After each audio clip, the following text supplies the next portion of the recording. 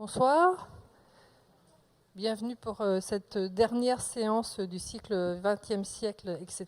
Donc, organisée en collaboration avec l'Artothèque Espace d'Art Contemporain de Caen, le FRAC Normandie-Caen, les âmes, École supérieure d'art et médias qui nous accueille encore ce soir, et en partenariat cette année avec le Café des Images Cinéma Aéroville Saint-Clair. On remercie encore Fabrice Fleutez, qui, je le rappelle, est historien de l'art, cinéaste, éditeur, commissaire d'exposition, qui enseigne actuellement à Paris 8 Nanterre, non Paris 10, pardon, et qui est spécialiste du lettrisme, mais aussi du surréalisme dont il va nous faire état ce soir. Nous ne connaissons pas encore le film qui sera diffusé au Café des Images en lien avec cette séance. Donc nous vous invitons à nous laisser votre adresse email sur des feuillets qui sont mis à votre disposition à l'entrée de la salle et on vous communiquera dès que possible l'horaire, le film prévu par le Café des Images en ce sens. Voilà. Bonne soirée. Merci beaucoup Anne pour cet accueil renouvelé toujours. Alors donc j'ai 2 petites heures pour évoquer avec vous la question du surréalisme en fait qui est un courant, qui est un mouvement très important au XXe siècle et qui a duré une 50aine d'années. Donc c'est vous dire que on va essayer d'être un petit peu, disons, supersonique. On va traverser ce mouvement pour essayer d'avoir une idée un peu de ce qu'a pu être cette aventure. Une aventure qui a concerné autant des poètes que des plasticiens, enfin des peintres, des sculpteurs, des architectes. Bref, toute une nébuleuse d'artistes qui ont essayé en tout cas de souscrire à un programme tout à fait particulier qui était celui du surréalisme. Avant de vous montrer des images, simplement je vais revenir un peu sur le contexte qui a engendré la naissance d'un tel mouvement. Il faut savoir que ce sont des jeunes gens d'ailleurs, qui ont la vingtaine et qui ont de plein fouet subi le trauma de la Première Guerre mondiale. Et on pourrait dire que c'est la Première Guerre mondiale qui a engendré une sorte de naissance de petits groupes en Europe qu'on a appelé Dada. Alors bien sûr, je ne fais pas une conférence aujourd'hui sur Dada et les dadaïstes, mais il faut savoir en tout cas que déjà à la naissance pendant qu'il y avait la Première Guerre mondiale, naissaient partout en Europe, dans plusieurs grandes villes d'Europe en tout cas, des groupes de jeunes gens qui se sont fédérés pour exprimer une sorte de volonté de faire table rase d'une société, d'une époque qui était la leur et qui était celle de la Première Guerre mondiale, qui était une époque absolument traumatisante.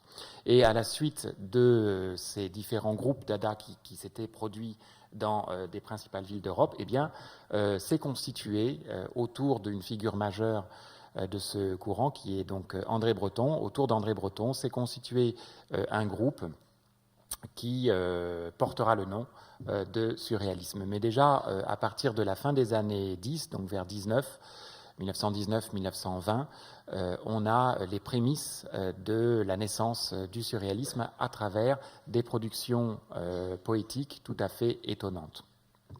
Alors, il faut bien imaginer aussi que si ces gens-là voulaient faire table rase d'une société qui était la leur à l'époque, donc cette société post-Première Guerre mondiale, c'est parce que les valeurs de la civilisation occidentale, qui étaient des valeurs considérées comme immuables et éternelles, n'est-ce pas, sont remises en cause tout simplement par cette jeune génération qui finalement voit un échec ou un écueil à ces valeurs, puisque dans la réalité quotidienne, ce sont des affrontements dans les tranchées qui ont vu des millions de morts partout en Europe, et donc bien sûr cette jeune génération va remettre en cause toutes ces valeurs occidentales, et quand je dis remettre en cause ces valeurs occidentales, ça passe par justement un renversement complet de la façon dont on devait aborder la poésie, de la façon dont on devait faire un tableau ou un poème ou une architecture, etc.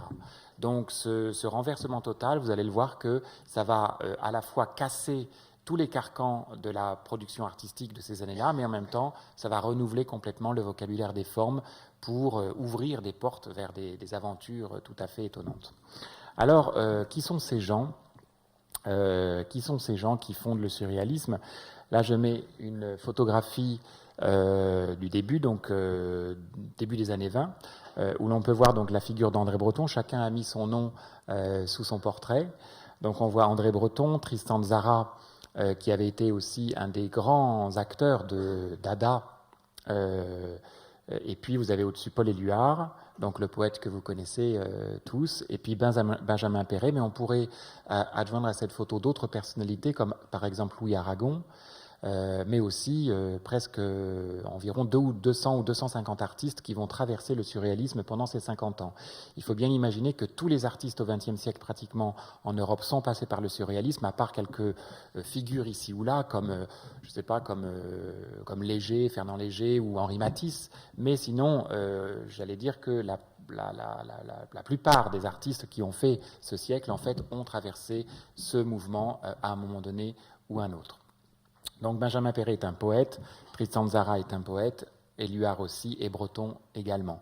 Et en même temps, il faut bien imaginer que le surréalisme n'est pas seulement un courant littéraire, c'est aussi un courant qui va réunir des artistes qui s'expriment dans toutes les disciplines et dans tous les champs. Et c'est ce qui fait vraiment la saveur un peu de cette organisation.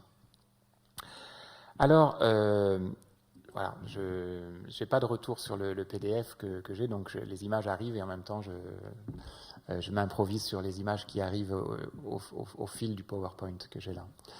Alors donc, que voit-on ici sur cette image? C'est en fait tout simplement la définition qui est donnée par André Breton dans le premier manifeste du surréalisme qui est publié en 1924. En 1924, André Breton a seulement 28 ans et déjà il conçoit un manifeste qui permet de donner un sens à ce courant qui est en train d'exister et de naître, qui est le surréalisme. Et la définition qu'il en donne dans son manifeste, c'est une définition un peu à la manière des dictionnaires, où il précise les enjeux, les nouveaux enjeux en fait qui seront ceux du surréalisme. Et dans cette définition, il dit la chose suivante: le surréalisme, ce sera un automatisme psychique pur par lequel on se propose d'exprimer, soit verbalement, soit de toute autre manière, le fonctionnement réel de la pensée. Qu'est-ce qu'on va bien pouvoir mettre là-dedans ?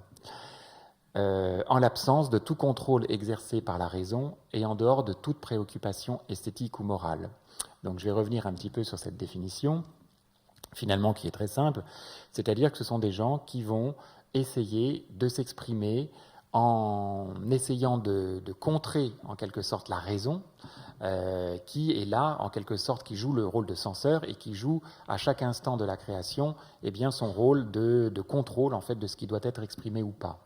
Et je m'explique, vous savez qu'au début du siècle, il y a la naissance de la psychanalyse, freudienne notamment, et on s'aperçoit que la psyché, notamment, est construite selon des strates, enfin selon la psychanalyse freudienne, selon des strates qui voient émerger en quelque sorte une instance de contrôle qui serait la raison, et puis il existerait tout un continent inconscient, tout un univers qui serait producteur en fait de choses et dont on pourrait entrevoir un peu le fonctionnement, notamment à travers les rêves, puisque Freud avait commencé son travail sur la psychanalyse, bien sûr, en analysant les rêves eux-mêmes, puisque à travers les rêves, on s'apercevait qu'il y avait des images-objets, des choses qui finalement avaient un rapport très étroit avec la réalité et puis surtout avec notre propre fonctionnement de tous les jours. Donc, non seulement c'était une manière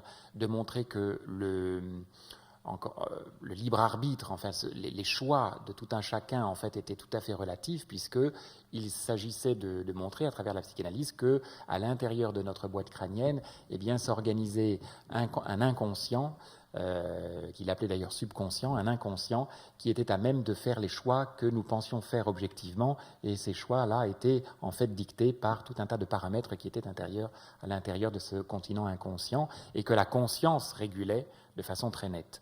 Et partant de cette analyse-là, les surréalistes se disent probablement que toute la création, toute la poésie, toute la peinture, jusqu'ici, obéit à un cahier des charges qui est dicté par l'académisme ou par l'histoire du goût, mais peut-être que si l'on veut revenir à la source même de la poésie, peut-être alors il va falloir étudier justement comment fonctionne ce continent inconscient pour essayer de comprendre les ferments de cette poésie originale, si vous voulez, et donc pour cela, il va s'agir, on va essayer de de détruire en fait cette raison qui finalement nous dit ce qui doit être exprimé, ce qui doit être recevable pour l'histoire du goût à leur époque. Donc par conséquent, l'enjeu principal des surréalistes, ça va être d'en finir avec cette raison qui contrôle la création et l'expression au quotidien.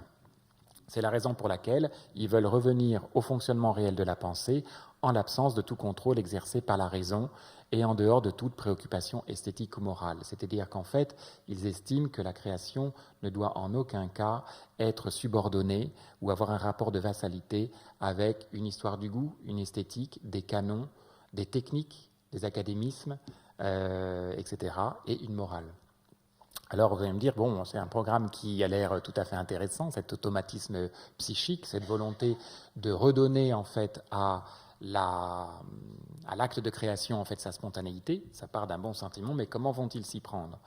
Alors il y a des premières tentatives qui sont menées, et encore une fois, ça s'inscrit vraiment dans un grand programme politique qui est celui de renverser les valeurs qui étaient les leurs à l'époque, puisqu'ils voulaient vraiment faire table rase d'un passé, et donc par conséquent, comme ils estimaient que la raison était le chien de garde, en quelque sorte, de la création, il fallait s'en débarrasser, mais donc c'est vraiment un programme qui s'inscrit dans le politique à cette époque-là. Alors, voilà, j'ai le truc. Voici le premier texte qui est publié en 1919 par André Breton et Philippe Soupeau. Ce texte date de 1919, je vais vous le lire avec vous. C'est un texte surtout qui est intéressant parce qu'il est obtenu en donc ils prenaient une page, par exemple, une feuille, et avec leur stylo, ils essayaient de libérer complètement la parole, c'est-à-dire d'écrire le plus rapidement possible sur la feuille, en commençant par la lettre L, tout ce qui leur passait par la tête. Donc bien évidemment, c'était des gens qui étaient rattrapés par l'orthographe, par la syntaxe, par aussi ce qu'il faut dire, ce qu'on peut dire, ce qu'on ne peut pas dire, etc. Bon, donc par toute cette espèce de contrôle qui était donné par la raison. Mais enfin, quand on arrivait à un certain moment où on était rattrapé par toutes ces instances de contrôle, il fallait retourner à la ligne suivante pour recommencer avec la lettre L et redonner sur le papier le plus rapidement possible, le plus spontanément possible, tout ce qui leur passait par la tête. À cela s'ajoute un autre niveau de complexité qui est le suivant, c'est que Philippe Soupeau et André Breton décident de découper les phrases dans leur propre cahier, si vous voulez, et vont les mélanger, et ensuite vont les tirer au sort dans le chapeau, en quelque sorte, et puis vont les coller les unes à la suite des autres. En procédant de cette manière, ils étaient sûrs que le texte obtenu n'allait plus suivre du tout une trame narrative, donc une narration qui aurait eu un début, une sorte de climax et puis une fin, mais on allait obtenir un texte qui n'avait ni queue ni tête, un texte justement qui n'était plus redevable d'aucune raison, puisque ce texte-là avait été produit par le hasard le plus objectif, disons, en mêlant les phrases de façon complètement aléatoire de deux auteurs différents, ayant bien entendu des choses dans leur tête totalement différentes. Et voici ce que nous obtenons.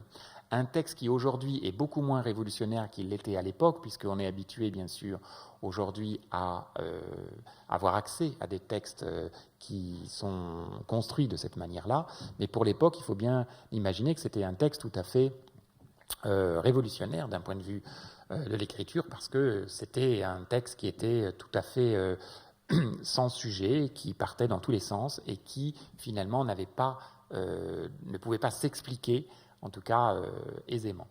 Et ça donne la chose suivante: prisonniers des gouttes d'eau, nous ne sommes que des animaux perpétuels. Nous courons dans les villes sans bruit et les affiches enchantées ne nous touchent plus. À quoi bon ces grands enthousiasmes fragiles, ces sauts de joie desséchés? Nous ne savons plus rien que les astres morts, nous regardons les visages et nous soupirons de plaisir. Notre bouche est plus sèche que les plages perdues, nos yeux tournent sans but, sans espoir.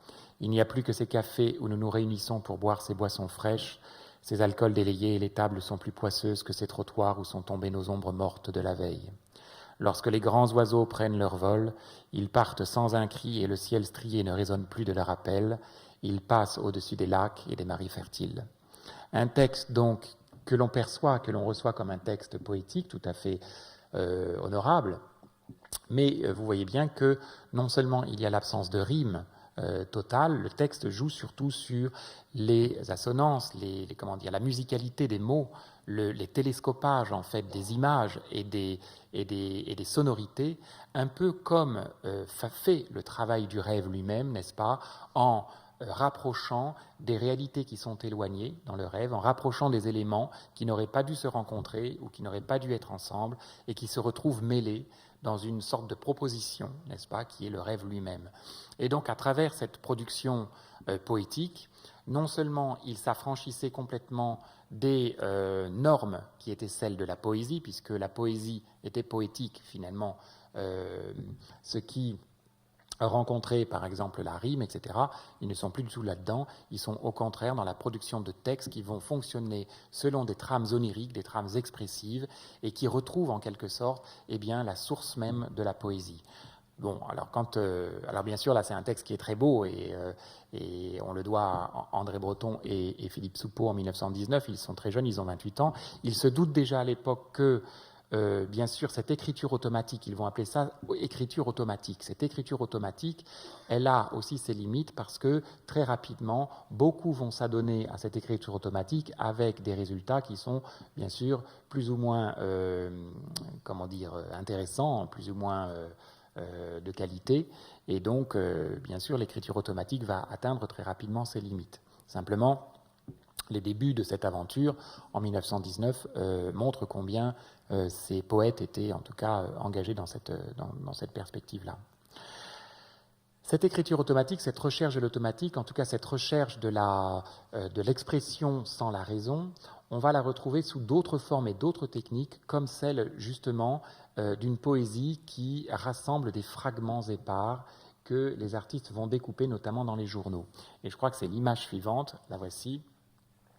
Il s'agit en fait de titres de journaux, de petites phrases qu'ils ont découpées dans la presse, qui sont elles-mêmes ces petites phrases mélangées et recueillies pour être collées les unes à la suite des autres et produire en fait une poétique de la rencontre fortuite entre les mots et les sonorités.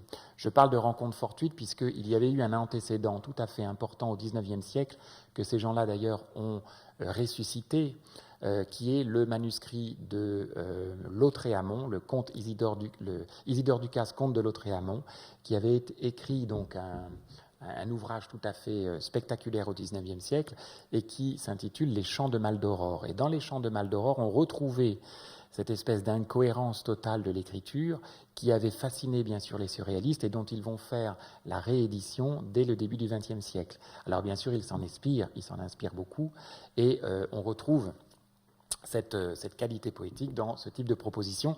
J'ai essayé de rendre compte de la casse et de la fonte des différents caractères, puisque comme là j'ai recopié, si vous voulez, les phrases pour que ce soit le plus visible possible. Il faut bien imaginer que les textes sont là pour être lus, mais aussi pour être vus. Puisque comme ce sont des découpages dans les journaux, on a des polices de caractères tout à fait différentes, des couleurs différentes. Bref, on a un poème qui est à la fois là pour être lu, mais aussi un poème qui est là pour être vu. Et c'est dans la visibilité des caractères, des formes, des couleurs aussi que se situe la poésie. On obtient des choses de ce genre. Un éclat de rire, de saphir dans l'île de Ceylan, les plus belles pailles ont le teint fané sous les verrous. Dans une ferme isolée, au jour le jour, s'aggrave l'agréable, une voie carrossable vous conduit au bord de l'inconnu. Voilà, proposition poétique tout à fait fulgurante, mais qui n'a été obtenue que par, bien sûr, le hasard le plus objectif, si vous voulez. Donc c'est le retour de la spontanéité, le retour du hasard, le retour de cette espèce d'automatisme en fait qui va produire peut-être les plus belles pages de la poésie française au XXe siècle. Et vous en avez des dizaines de poèmes de ce genre. Le café prêche pour son sein. L'artisan quotidien de votre beauté, madame, une paire de bas de soie n'est pas un saut dans le vide. Un cerf, l'amour d'abord, tout pourrait s'arranger si bien, Paris est un grand village. Et voyez, on retrouve en fait dans ce type de formulation des images en fait, qui surgissent à mesure que les mots apparaissent et qu'à mesure qu'on lit des mots, un peu comme dans le travail du rêve. Donc, ces premiers travaux, en fait, sont des travaux d'ordre littéraire, enfin poétique, mais bien sûr, on va retrouver cette écriture automatique par la suite, vous allez le voir, dans les productions picturales. Et donc, il faut comprendre les productions picturales du surréalisme. On les comprend d'autant bien si on a bien compris ce qui s'était passé au niveau de l'écriture automatique, qui prônait justement cette espèce de renversement de la raison. Alors, un dernier, voilà, surveillez le feu qui couve, la prière du beau temps. Sachez que les rayons ultraviolets ont terminé leur tâche, courte et bonne. Le premier journal blanc du hasard, le rouge sera. Là encore, c'est un collage en fait à plusieurs mains de phrases prises dans la presse du tout venant et collées les unes à la suite des autres. Alors maintenant, bien sûr, dans les rééditions de ce recueil de poèmes, en fait, eh bien, les rééditions en fac-similé permettent de voir, bien évidemment, le travail aussi plastique qui est fait autour de ces propositions poétiques. Vous l'avez compris, ce travail collectif, en fait, ne s'arrête pas à l'écriture de poésie, à l'écriture automatique. Il va se décliner aussi sous forme plastique, et notamment avec l'invention des cadavres exquis. Vous connaissez tous, bien sûr, les cadavres exquis, puisque maintenant on les pratique à l'école primaire. C'est-à-dire qu'en fait, qu'est-ce qu'un cadavre exquis? Pour ceux qui ne le sauraient pas, en fait, on prend une page, et puis je vais commencer par exemple par faire la tête, ensuite je vais plier cette page et la passer à mon voisin, qui ne verra pas ce que j'ai fait préalablement, et lui-même fera le buste par exemple, va plier à son tour la page, la passer à son voisin, et puis le voisin va faire par exemple la partie inférieure du personnage. Et en dépliant en fait la feuille, au final on obtient des chimères, on obtient des formes inattendues, on obtient justement des motifs en fait qui n'ont qui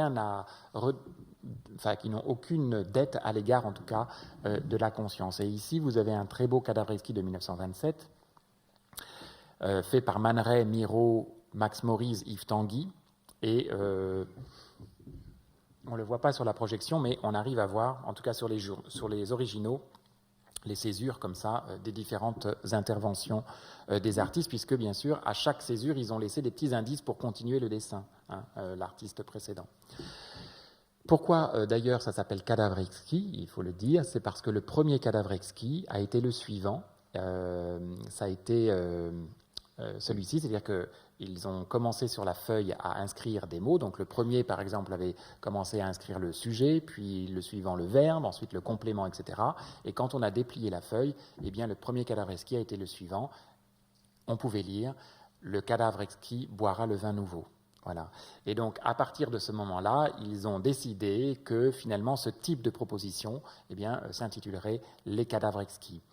Ce qui est intéressant, c'est que aussi, ce sont des travaux qui sont collectifs. Donc, il y a vraiment la volonté pour le groupe d'abandonner en fait la stature de l'artiste,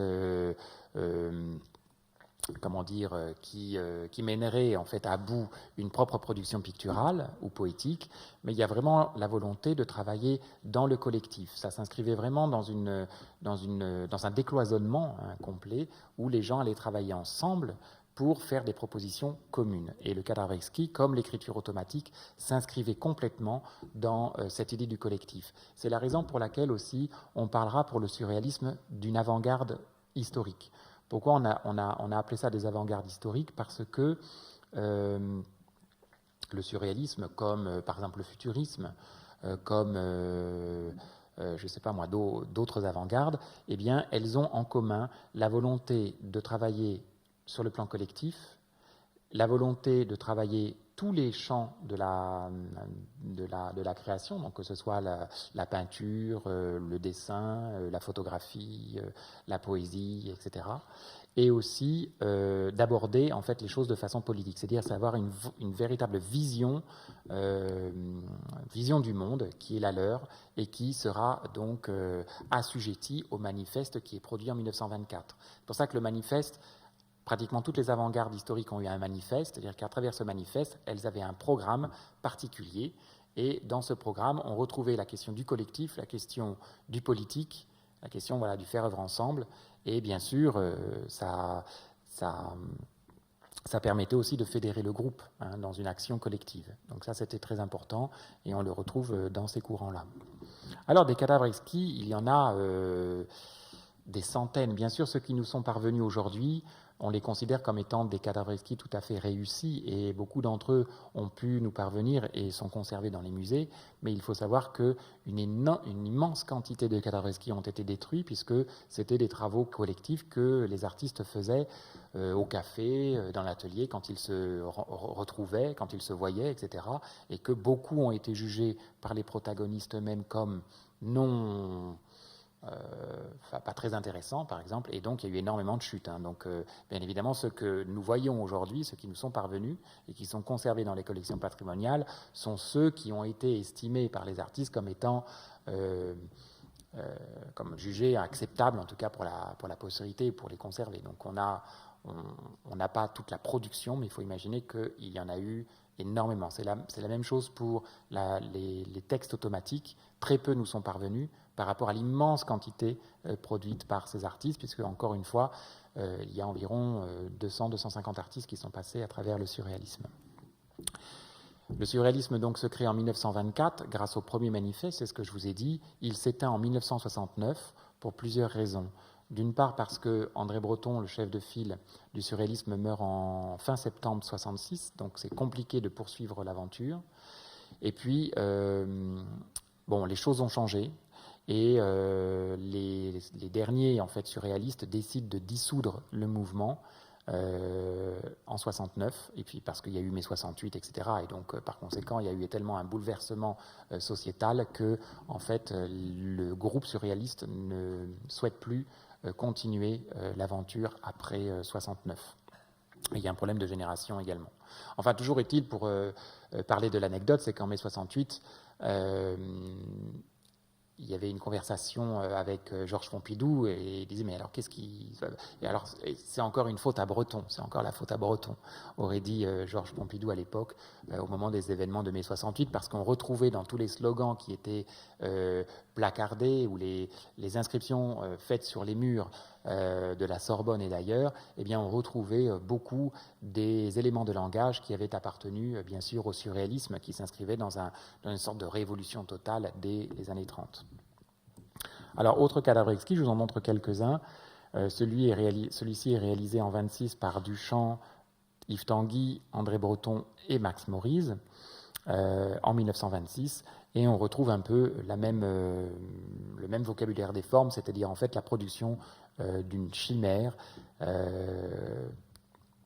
comme ça, biomorphique, sur la page. Autre jeu, puisque le surréalisme, qui avait voulu en finir avec la raison, va aussi inventer de très nombreuses techniques poétiques pour faire revivre cette poésie sans que la raison n'intervienne. Et il y a notamment un jeu qu'ils mettent en place, qui s'appelle le jeu des définitions, qui est très drôle, qui est très amusant en fait. Et donc il s'agit à ce qu'un des protagonistes pose une question, et sans savoir, donc l'autre personne, sans connaître la question qui a été posée, va lui faire une réponse à la question qui a été posée par le premier protagoniste, mais sans savoir quelle est la question qui avait été posée. Et ensuite, on mêle questions et réponses, et on obtient, pareil, un processus poétique de rencontre inattendue entre des réalités qui n'auraient pas dû se rencontrer. Alors, il y en a quelques exemples ici. Donc, Breton et Suzanne Musard, en 1928. Donc, qu'est-ce que le baiser? Une divagation tout chavire. Qu'est-ce que le jour? Une femme qui se baigne nue à la tombée de la nuit. Qu'est-ce que la liberté? Une multitude de petits points multicolores dans les paupières. Et vous voyez, c'est dans ce jeu toujours de la rencontre fortuite. Pourquoi je parle de rencontre fortuite et pourquoi j'ai parlé de Lautréamont? Parce que Lautréamont avait écrit une phrase tout à fait... qui avait marqué les esprits dans son chant numéro 8, dans les chants de Maldoror, qui était la suivante. Eh bien, ce sera beau comme la rencontre fortuite d'un parapluie et d'une machine à coudre sur une table de dissection, si ma mémoire est bonne. Et donc, dans cette phrase, qui va être la phrase tutélaire du surréalisme, on retrouvait justement ce fonctionnement réel de la pensée, c'est-à-dire en fait le fonctionnement du rêve, qui met en commun des éléments, ça peut être des éléments de langage ou des éléments de réalité visuelle qui les réunit dans une proposition étonnante, n'est-ce pas? Une rencontre fortuite entre une machine à coudre et un parapluie sur une table de dissection. Et c'est un peu ce qu'on a eu dans les différents jeux qui ont été mis en place par les surréalistes, donc des jeux poétiques, des jeux de rencontres fortuites. Voilà, qu'est-ce que le jour? Une femme qui se baigne nue à la tombée de la nuit. Alors, voilà, qu'est-ce que parler veut dire? Semer des cailloux blancs que les oiseaux mangeront. Qu'est-ce que l'amour? Un anneau d'or dans les nuages. Qu'est-ce que la mort? Un petit château fort sur la montagne.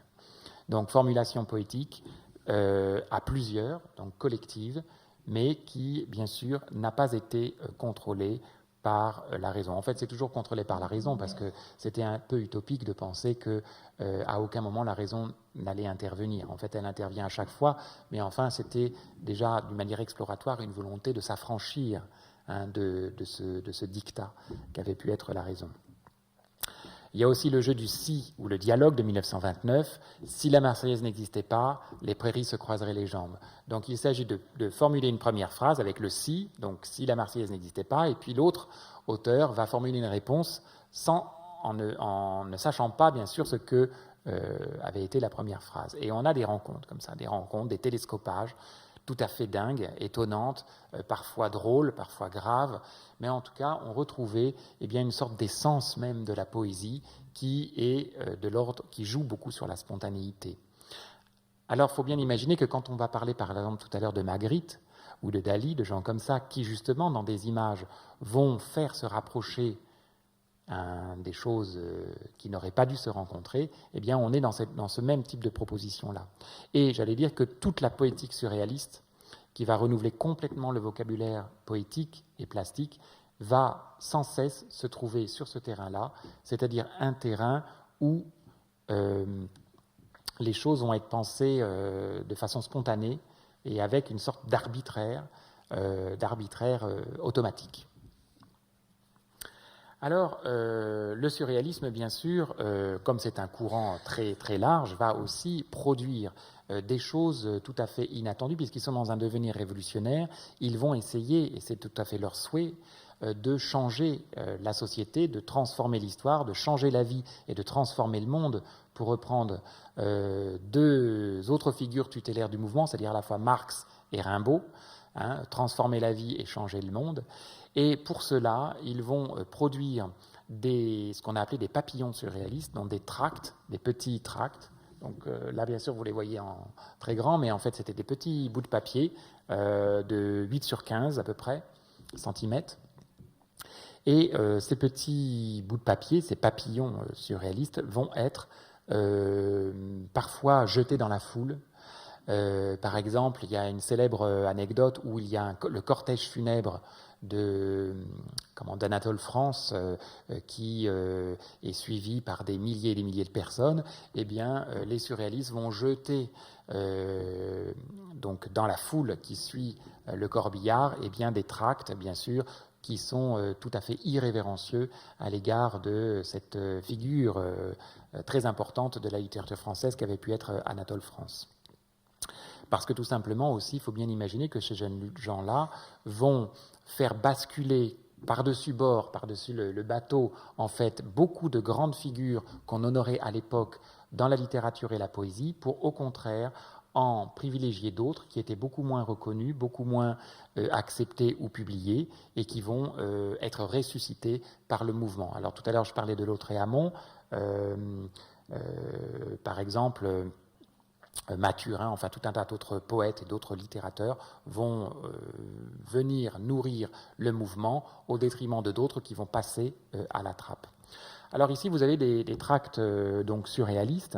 Si vous aimez l'amour, vous aimerez le surréalisme, avec, comme vous le voyez, une adresse, souvent qui correspondait à un bureau qui était tenu par les artistes eux-mêmes, et ce qui permettait de faire venir dans le bureau le tout venant. Donc, parfois, les gens venaient pour protester, n'est-ce pas ?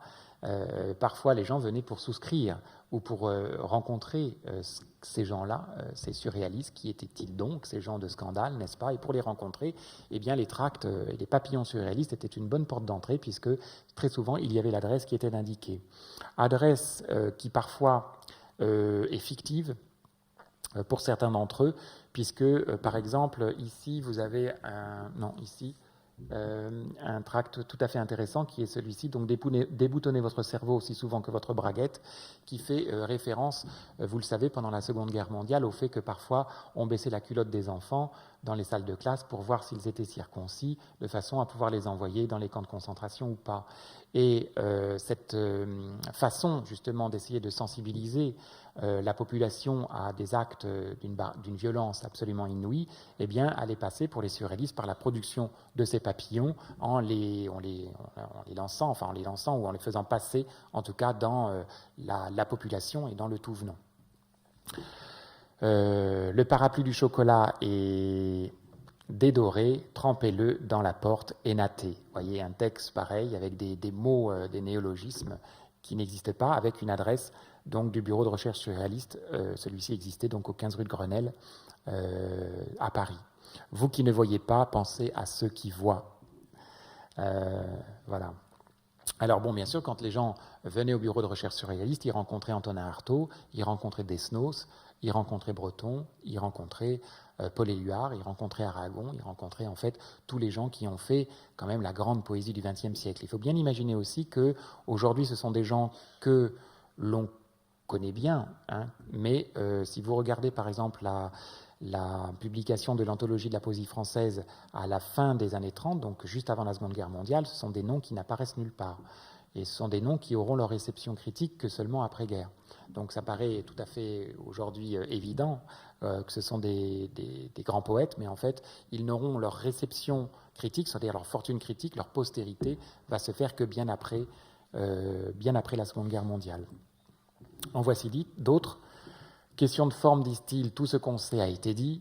C'est bien cela, il est temps de dire ce qu'on ne sait pas. Le surréalisme est à la portée de tous les inconscients.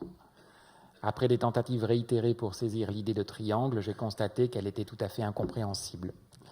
Si vous n'êtes pas curé, général ou bête, vous serez surréaliste. Et oui, parce que les surréalistes, bien sûr, ont une haine à l'égard du cléricalisme et à l'égard de l'Église, comme ils en avaient à l'égard de toutes les institutions qui étaient les institutions, en quelque sorte, qui avaient soutenu aussi l'effort de guerre, et notamment de la Première Guerre mondiale, dont ils sont issus et dont ils avaient subi tous les traumas les plus imaginables. Donc, en effet, ils ont un rapport, disons, avec les institutions, et pas seulement d'ailleurs avec l'Église, mais aussi avec l'université, avec le musée, un rapport tout à fait conflictuel, et c'est ce qui fait aussi que ce sont des gens qui auront une reconnaissance de la part des institutions publiques très tardive. Hein. Voilà. Alors maintenant, je vais vous parler un petit peu de peinture, puisque finalement, pour rester un petit peu dans cette même veine, la peinture, vous en connaissez bien sûr beaucoup. Ici, c'est une œuvre de Salvador Dalí qui s'intitule « Persistance de la mémoire » et qui date de 1931. En fait, vous la connaissez peut-être cette peinture parce qu'elle porte un autre titre qui est le suivant, « Les montres molles ». Les montres molles, eh bien, est une œuvre, j'allais dire, spécifiquement surréaliste, bien que le surréalisme ne soit pas une école de style. Ça serait peut-être délicat de dire il existe une peinture surréaliste. D'ailleurs, Breton a écrit un livre célèbre sur cela qui s'appelle « Le surréalisme et la peinture ». Il distingue bien les deux comme étant des choses différentes. Pourquoi ? Parce que très souvent, on aurait l'impression que le surréalisme est une école de style. En fait, il n'en est rien. Vous verrez que les productions sont tellement vastes, tellement différentes, qu'on peut avoir autant des œuvres qui sont non mimétiques, qui sont abstraites, que des œuvres qui sont figuratives, comme celle-ci. Donc, ce n'est pas du tout une école de style. Alors, comment interpréter cette œuvre ? Déjà, vous voyez qu'au premier plan, on a quelque chose de curieux, et d'ailleurs qu'on aurait du mal à décrire, hein, qu'on aurait du mal à identifier. C'est cette chose longue et molle, là, cette chose oblongue qui se trouve sur le premier plan de l'image. On aurait du mal à dire ce dont il s'agit. Bien sûr, on reconnaît des cils, on reconnaît une arcade sourcilière, peut-être un nez, mais enfin, ça s'arrête là. On est dans un indescriptible. On est dans quelque chose qu'on a du mal à identifier, qu'on a du mal à décrire, qu'on a du mal à nommer.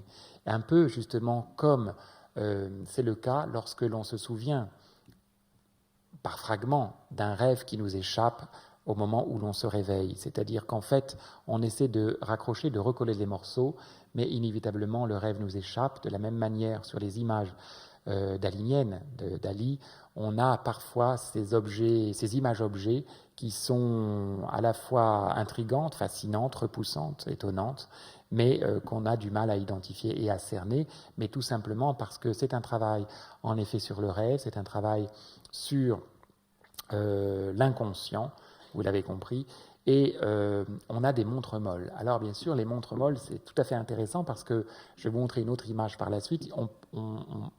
C'est important de regarder aussi les œuvres qui sont faites dans ces années 30, en regardant aussi tout ce qui s'est fait partout ailleurs dans les autres champs. Dali n'est pas un artiste qui est isolé dans sa tour d'ivoire, comme les autres artistes. Au contraire, c'est un artiste qui regarde la littérature, la philosophie, la littérature scientifique, et notamment c'est quelqu'un qui est tout à fait passionné et intéressé par la physique relativiste, en tout cas parce qu'il en comprend, parce qu'il en saisit à travers la presse de vulgarisation.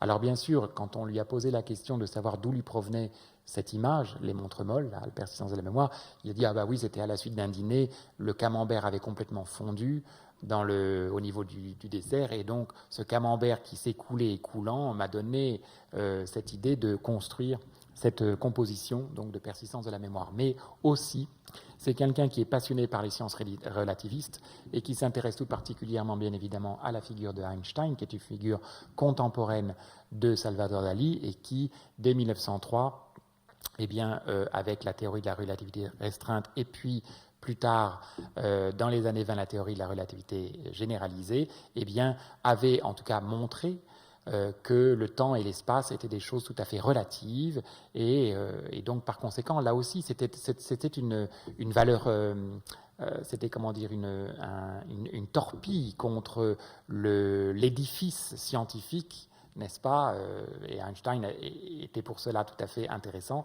C'était une mise en avant d'une sorte de connaissance intuitive, et les surréalistes, bien sûr, ont trouvé dans l'émergence de ces sciences, eh bien, presque, j'allais dire, un exemple à suivre pour la production et la construction des œuvres. Alors, autre œuvre de Dali, l'énigme de Guillaume Tell, j'en montre quelques-unes, en 1933, où vous voyez donc, là encore aussi, une sorte de télescopage entre le titre et l'image. Qu'est-ce que l'énigme de Guillaume Tell vient faire dans une telle image?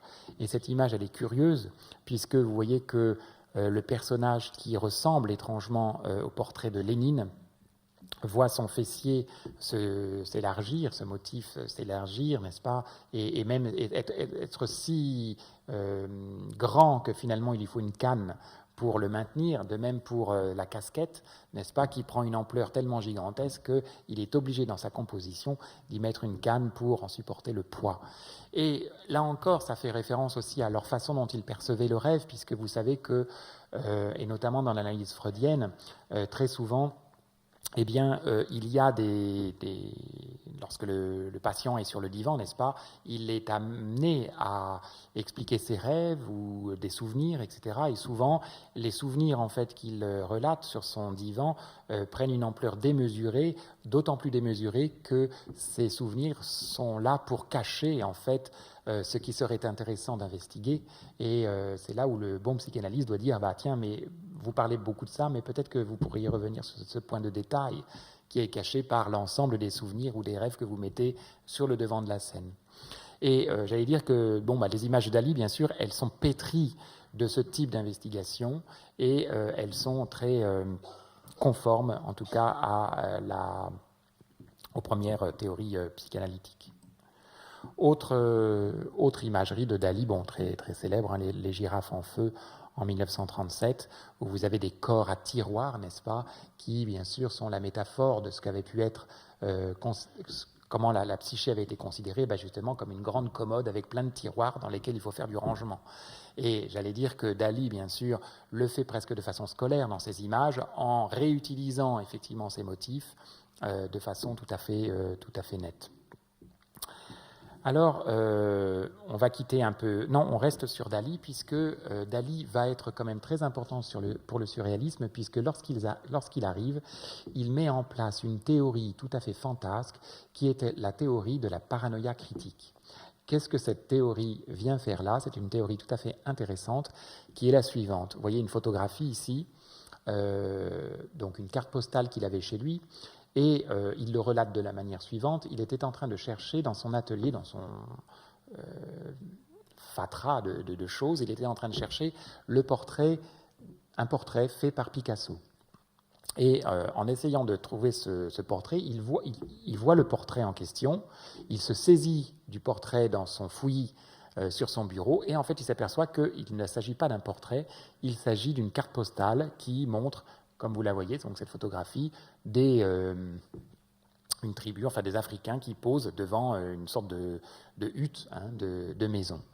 Et en fait, il s'aperçoit, par rapport à ce document, il s'aperçoit en fait que parfois les images peuvent en cacher une autre, peuvent en cacher d'autres, et que dans les images, il existe d'autres images, comme justement fonctionnait la psyché. C'est-à-dire qu'en fait, on a des souvenirs, on a des rêves, et c'était très bien expliqué notamment dans la psychanalyse freudienne.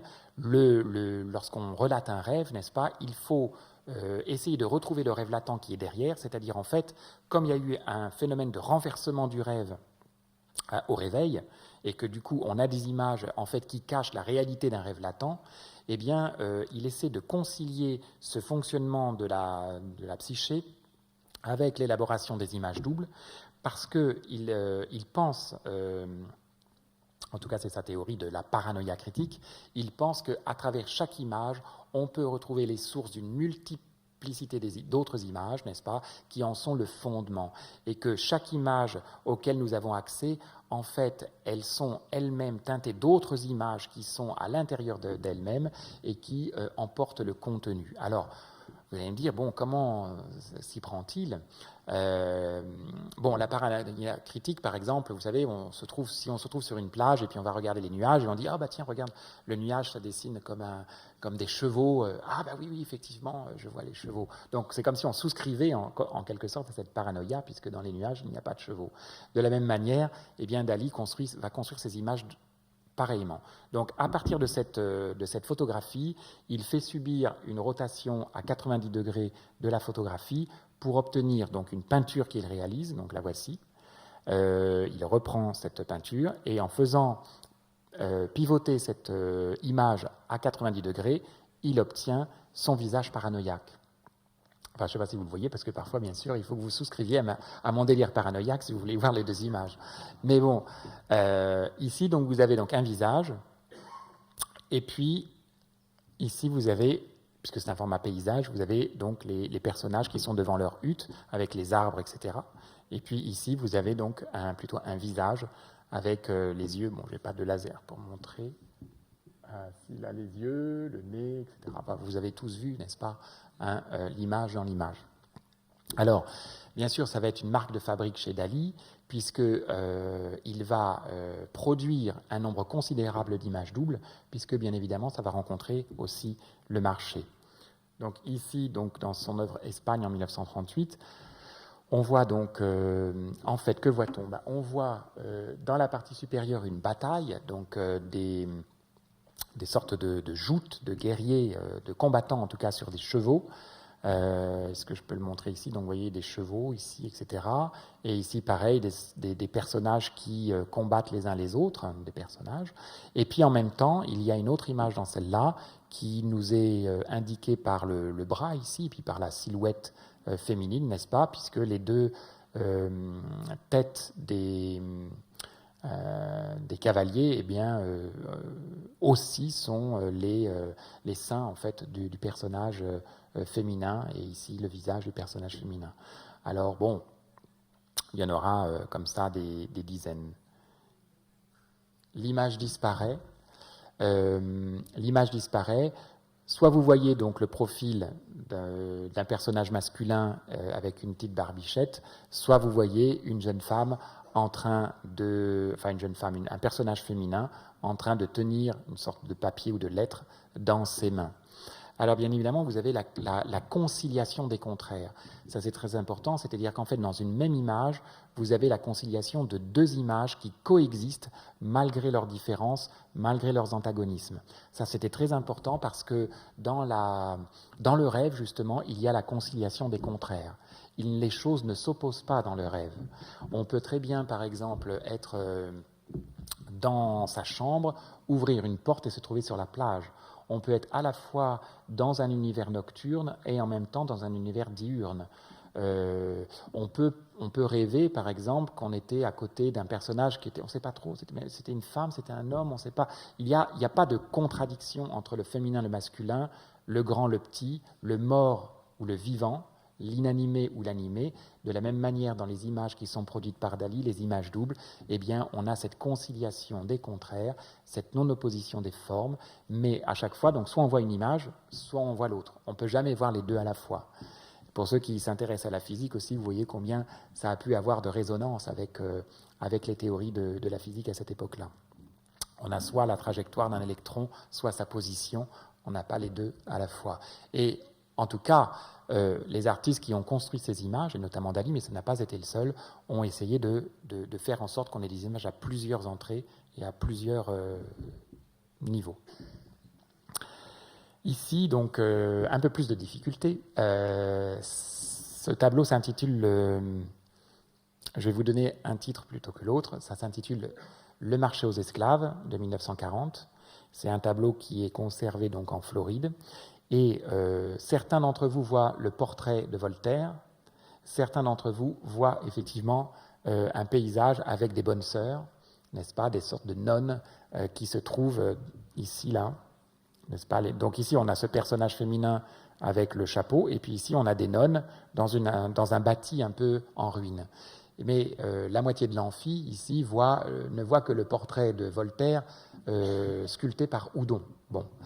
Alors, je vais vous montrer le portrait de Voltaire. Si on le détache, vous voyez ici, c'est le crâne, ça serait le crâne de Voltaire avec son nez, les deux yeux de Voltaire avec son menton proéminent et le tout sur son piédestal. Il faut cligner des yeux. Hein. Alors, si vous voyez le portrait de Voltaire, c'est que vous souscrivez au délire paranoïaque, n'est-ce pas, de Dali, puisqu'il n'y a que des nonnes dans la recomposition. Mais bon. Alors ça va beaucoup plaire, bien sûr, vous imaginez, ça va beaucoup plaire aux collectionneurs. Mais enfin, ça partait d'une théorie très élaborée de Dali, qui s'intitulait la paranoïa critique et qui permettait justement d'essayer de voir dans les images d'autres strates, comme fonctionnait le rêve lui-même. Changeons d'artiste, changeons d'univers, de planète. Un artiste tout à fait intéressant qui s'appelle Victor Brauner, qui est roumain lui aussi comme Tristan Tzara. Il y a eu beaucoup de Roumains qui sont venus en France. On ne peut pas imaginer combien la diaspora roumaine a été fertile en ce qui concerne les arts plastiques.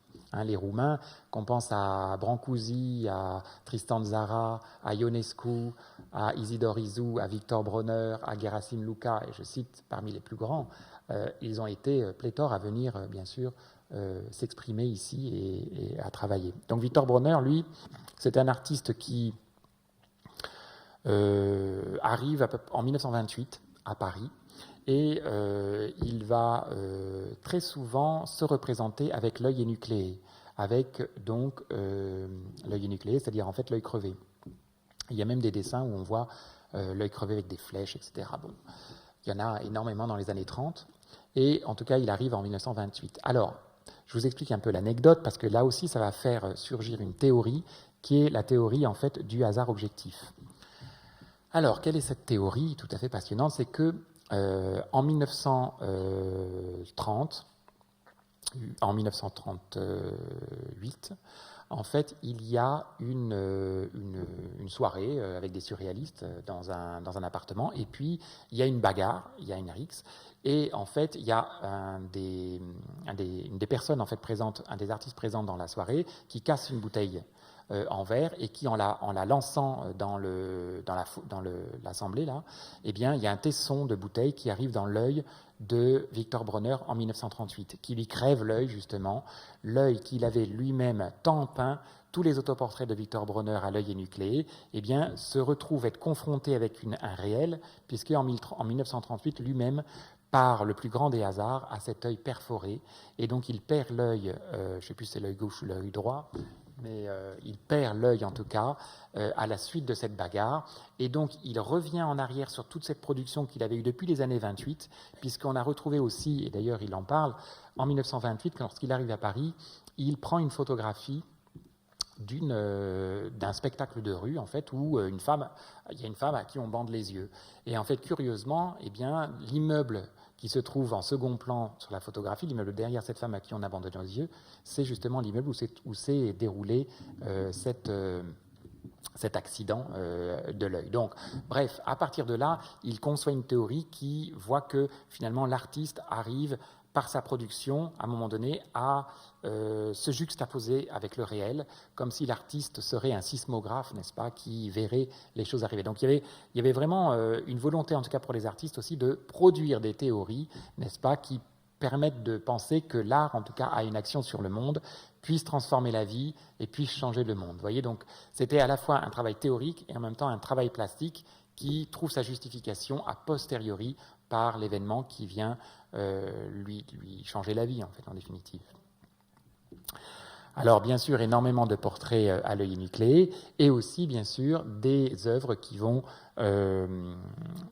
être d'une certaine critique à l'égard des temps qui sont les leurs, puisque là, vous avez un portrait de Hitler par Victor Bronner en 1934, où vous le voyez, le personnage est attaqué de toutes parts, il est défiguré, il est tranché, coupé, perforé, eh bien, dans une sorte de volonté expiatoire, comme ça, une volonté d'exorcisme de ce personnage-là.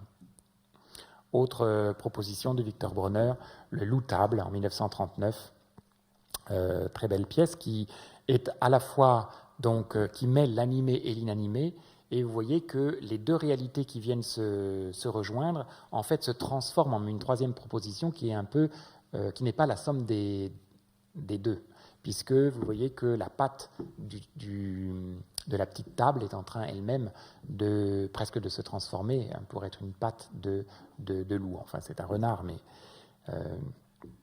on aura ça, c'est Giacometti aussi, on aura ça chez tous les autres. Autre artiste que vous connaissez bien, c'est René Magritte, puisqu'il y a eu la rétrospective au Centre Georges Pompidou cette année.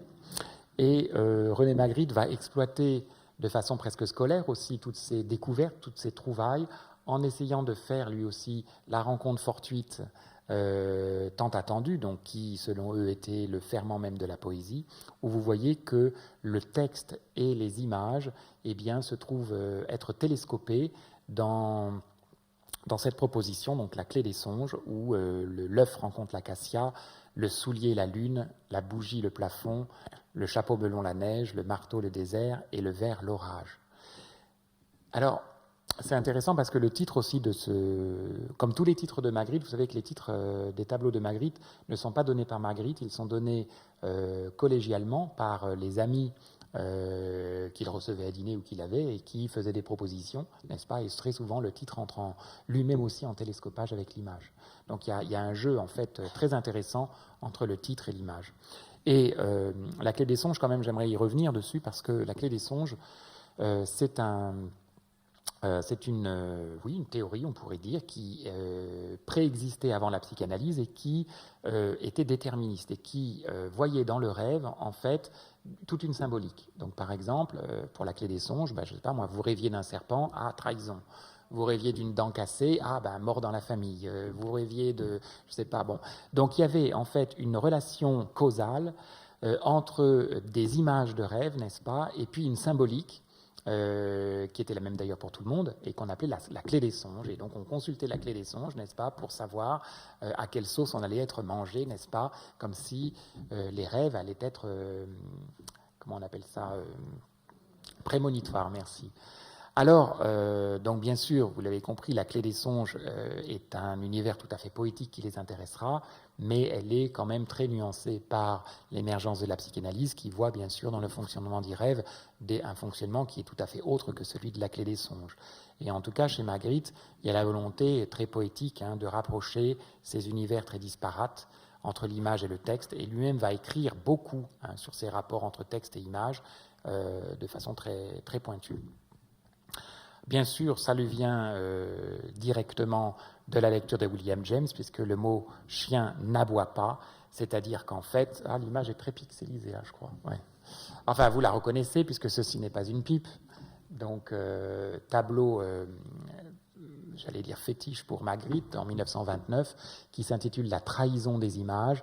Oui, les images nous trahissent, mais nous trahissent finalement d'une certaine façon, puisque, en fait, les images ne sont pas les choses elles-mêmes. Il y a une différence entre le signifiant et le signifié, puisque tout signe a un signifiant et un signifié. Là, je fais référence plutôt à la sémiologie, mais simplement pour dire que Magritte, qui est un fin lecteur de tout ça, eh bien, a conscience, bien sûr, que les images ne sont pas les objets, ne sont pas les choses, et pourtant, les objets et les images entretiennent des relations tout à fait complexes et tout à fait intéressantes avec le langage écrit ou le langage parlé, et il va en faire lui-même son fonds de commerce, on pourrait dire. Il va exploiter ça de façon très, très importante dans toute sa production. Donc ceci n'est pas une pipe, en effet, ce n'est pas une pipe avec laquelle on peut fumer du bon tabac, c'est la représentation d'une pipe et qui n'en a pas la saveur. Autre proposition de Magritte, donc la clé des champs, proposition très simple en fait, vous le voyez, c'est une vitre qui est censée être brisée dans la représentation picturale, donc on a un tableau d'une vitre brisée et les éclats de verre en fait de la paroi vitrée ont emmené avec eux une partie du paysage, et c'est tout ce travail justement sur la réalité des choses. Il y a eu d'ailleurs un texte très important de Breton sur les questions de réalité, de la réalité de l'objet. Et sur le peu de réalité, qu'est-ce que la réalité et quel est notre rapport avec la réalité? Finalement, nous croyons que tout ce que nous touchons est réalité, est quelque chose de tangible, et en fait, à la fois du point de vue de la physique, mais aussi du point de vue poétique, peut-être que nos réalités, notre réel, en fait, finalement, est bien peu de choses. Miro, autre grande figure du surréalisme, moi que j'aime beaucoup, c'est une œuvre qui est restée dans l'atelier d'André Breton jusqu'à sa mort. C'était un cadeau que lui avait fait Miro à André Breton, et maintenant l'œuvre est conservée. Elle a été léguée en fait au Musée national d'art moderne, Centre Georges Pompidou, et c'est une très belle pièce, à mon sens, peut-être la plus poétique du mouvement surréaliste. Ça s'intitule La danseuse espagnole, en 1928. C'est tout simple. C'est au centre d'un tableau blanc, un bouchon de liège qui est donc fixé et sur lequel vient se mettre une épingle à cheveux. Vous avez ces grandes épingles à cheveux qui permettaient de maintenir les coiffures, enfin les chapeaux dans les coiffures. Et cette épingle à cheveux, elle est ornée d'une boule de nacre, d'une perle de nacre. Et puis vous avez tout simplement une petite plume qui vient s'insérer juste derrière cette épingle à chapeau. Alors, comment interpréter ce type d'œuvre? Là encore, vous avez cette rencontre fortuite et poétique de choses qui n'auraient pas dû se rencontrer, et en même temps, il y a tout un dialogue des matériaux, des matières, des formes et des couleurs qui se mettent en place, une poétique de la matière, une poétique des objets qui, en fait, se produit lorsqu'on commence à les décrire, lorsqu'on commence à les épeler. Parce que pensez un instant, la plume, c'est quelque chose de très léger, qui chatouille, de très chaleureux, alors que l'aiguille est quelque chose de métallique, qui pique, qui perfore, mais la nacre est quelque chose de plutôt lourd en comparaison avec la plume, c'est quelque chose d'iridisant, c'est quelque chose de froid, et en même temps le bouchon de liège est un matériau plutôt rugueux, plutôt léger, plutôt chaleureux. Vous voyez, dans ce rapport de contraste, de dialogue entre les matières, les formes et les couleurs, eh bien, se situe l'expression justement, si danseuse espagnole il y a chez Miro, l'expression de toute cette multiplicité de contrastes et de facettes qui peuvent épouser poétiquement ce concept de la danseuse espagnole. Et je trouve que cette proposition, par exemple, de Miro en 1928, c'est une proposition qui est vraiment d'une grande épure, parce qu'il y a très peu de choses. Ça ne joue pas du tout sur les effets. Ça joue tout simplement sur un rapport poétique au monde qui voit justement dans les couleurs, dans les matériaux, dans la proposition, dans cette jonction en fait de réalités disjointes, eh bien l'événement d'une poésie nouvelle, d'une poésie renouvelée, d'une poésie qui est inattendue et surtout d'une poésie qui demande à ce que chacun d'entre nous y projette ce qu'il veut bien y projeter. Parce qu'encore une fois, moi je vous en fais une lecture, disons sensible, qui est ma lecture à moi, en définitive, de cette danseuse espagnole. Il faut bien imaginer que la lecture, elle est polysémique, elle est infinie. Chacun d'entre vous pourrait en avoir une lecture tout à fait différente, différenciée, et c'est justement le but de la poésie surréaliste, c'est que chaque individu peut trouver ce qu'il doit bien y trouver dans cette poésie.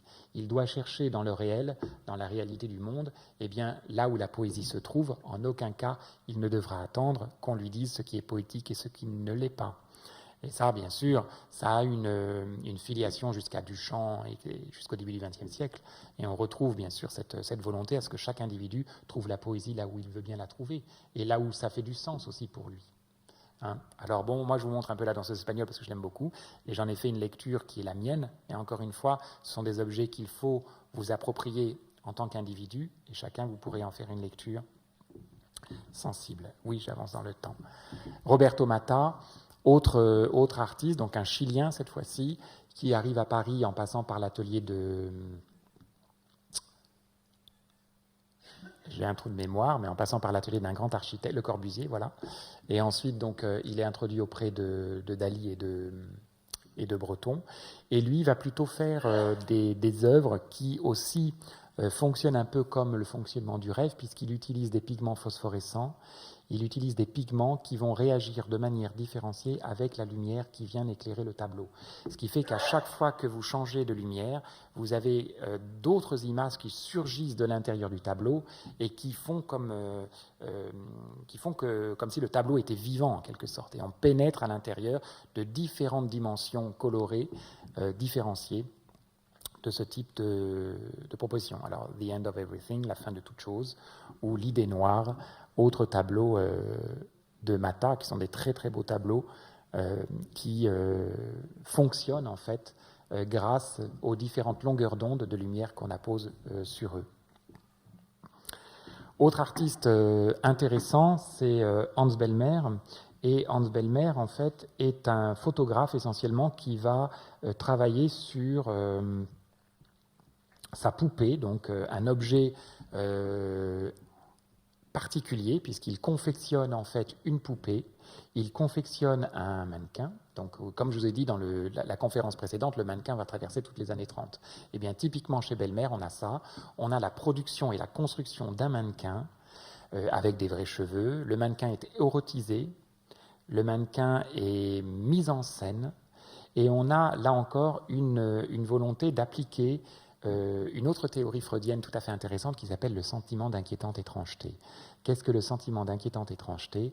En fait, c'est lorsque surgit, à un moment donné, où on ne s'y attendait pas, eh bien, surgit du passé des formes que l'on avait refoulées, des formes qui étaient devenues mortes, inanimées, de l'ordre du souvenir, et qui surgissent à nouveau dans le réel et dans le quotidien.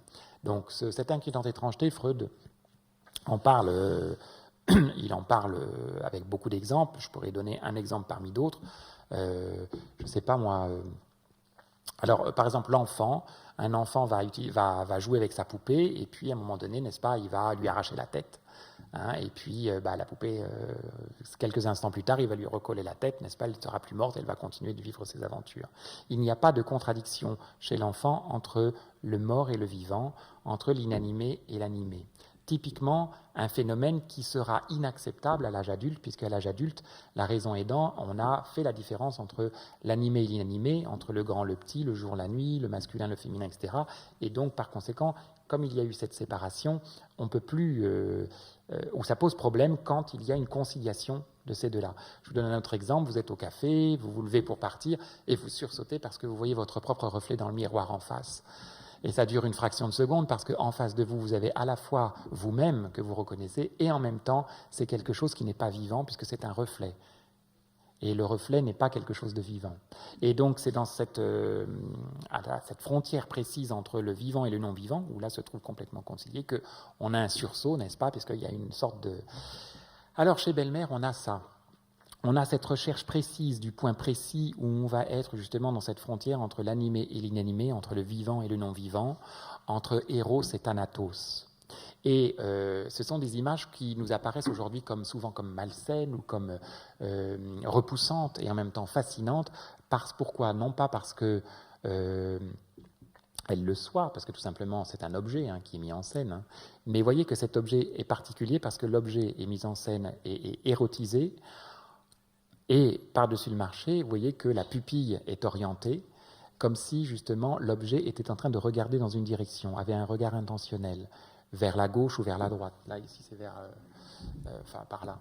Donc, comme si l'objet était en train de regarder dans une direction donnée. Or, un objet ne peut pas avoir d'intention, puisqu'un objet n'est pas vivant et de l'ordre de l'inanimé. Et voyez, on se situe pile poil à la frontière entre le vivant et le non-vivant, et donc dans l'expression même de ce sentiment d'inquiétante étrangeté. Et ça sera bien sûr son travail récurrent chez Belmer. Ici, vous en avez une autre photo. En plus, c'était des toutes petites photos. Il faut imaginer que c'est des photos 6 cm sur 6, donc il faut vraiment s'approcher. Il y a aussi un rapport de proximité avec l'image, pour ne pas dire de promiscuité avec cette image. Il faut s'approcher pour essayer de déceler, de voir mais à quoi on a affaire. Est-ce que c'est vivant ? Est-ce que c'est non vivant ? Qu'est-ce que c'est que ça, quoi ? Voilà. Et donc on est vraiment sur des objets qui sont très chargés au point que même encore aujourd'hui, quand on expose Hans Belmer, parfois il y a des pancartes dans les musées où on dit faites attention, ça peut heurter la sensibilité des publics non avertis. Tout simplement parce que cette question de sentiment d'inquiétante étrangeté, c'est une charge en fait qui reste, qui n'est pas,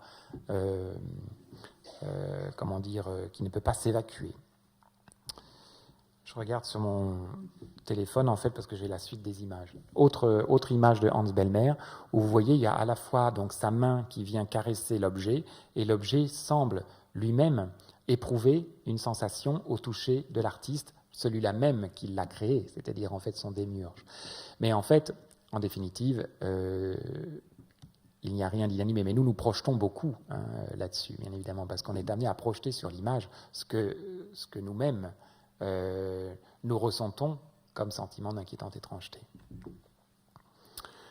Alors bon, il y en a toute une série. Et puis la poupée existe. La poupée elle-même est aujourd'hui exposée dans les collections patrimoniales du Centre Pompidou. C'est une poupée qui est légèrement différente de celle-ci et qui l'a terminée à la fin des années 30. Autre artiste et pas des moindres, c'est Max Ernst. Max Ernst, en fait, est un artiste allemand qui va venir travailler en France, comme Belmer d'ailleurs, puisque Belmer, fuyant le nazisme, dès la fin des années 30, en fait, viendra s'établir en France de façon définitive et ne retournera jamais plus en Allemagne.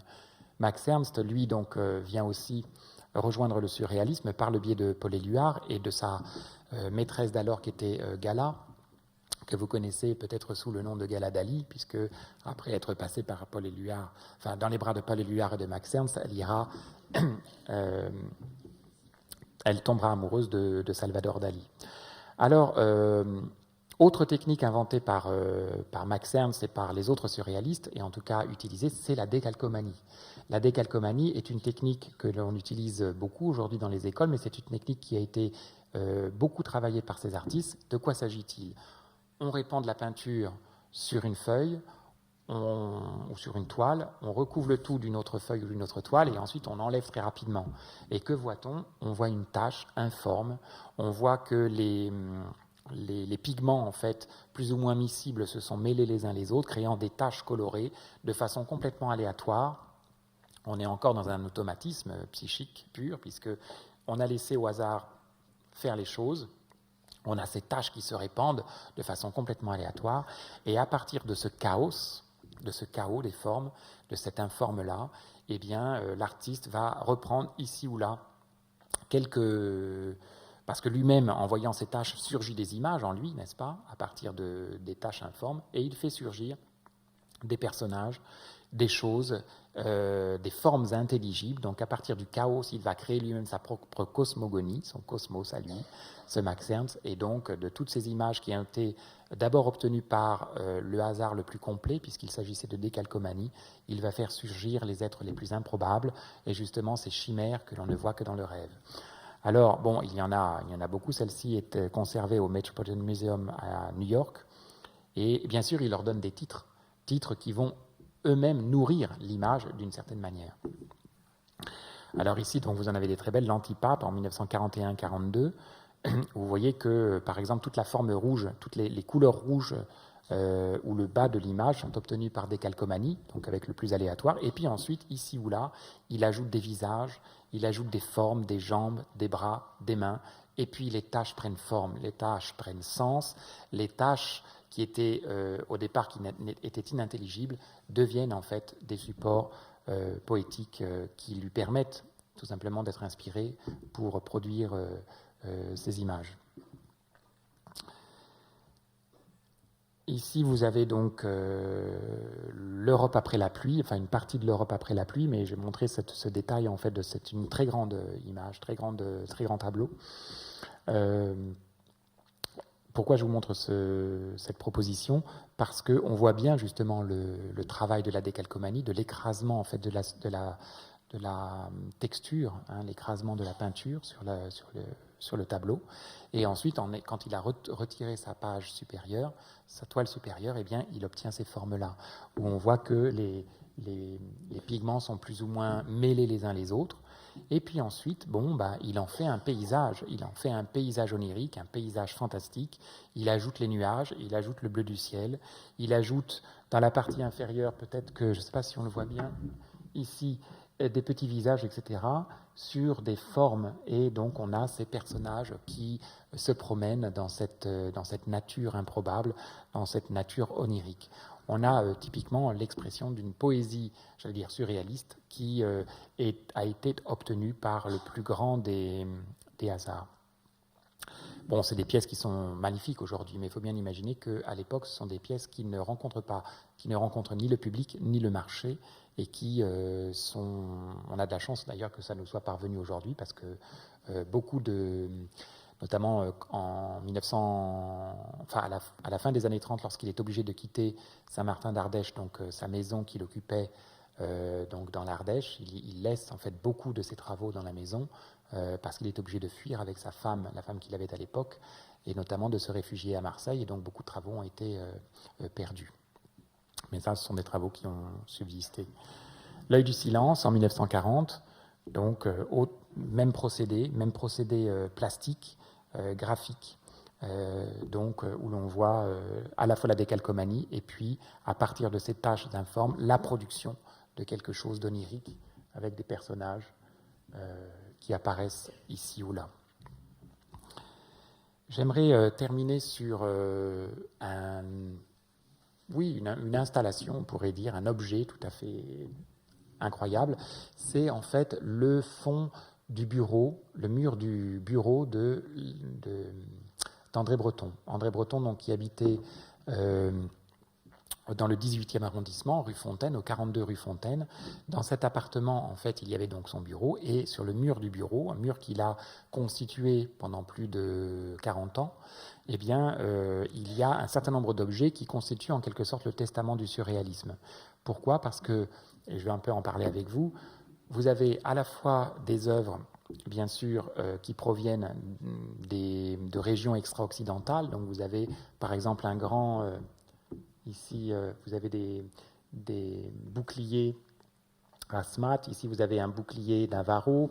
Ici, vous avez une œuvre de Picabia qui reprend en fait le LHOQ, qui était l'acronyme utilisé par Marcel Duchamp pour sa célèbre Joconde en 1919. Ici, vous avez une grande toile un peu primitiviste de Miro.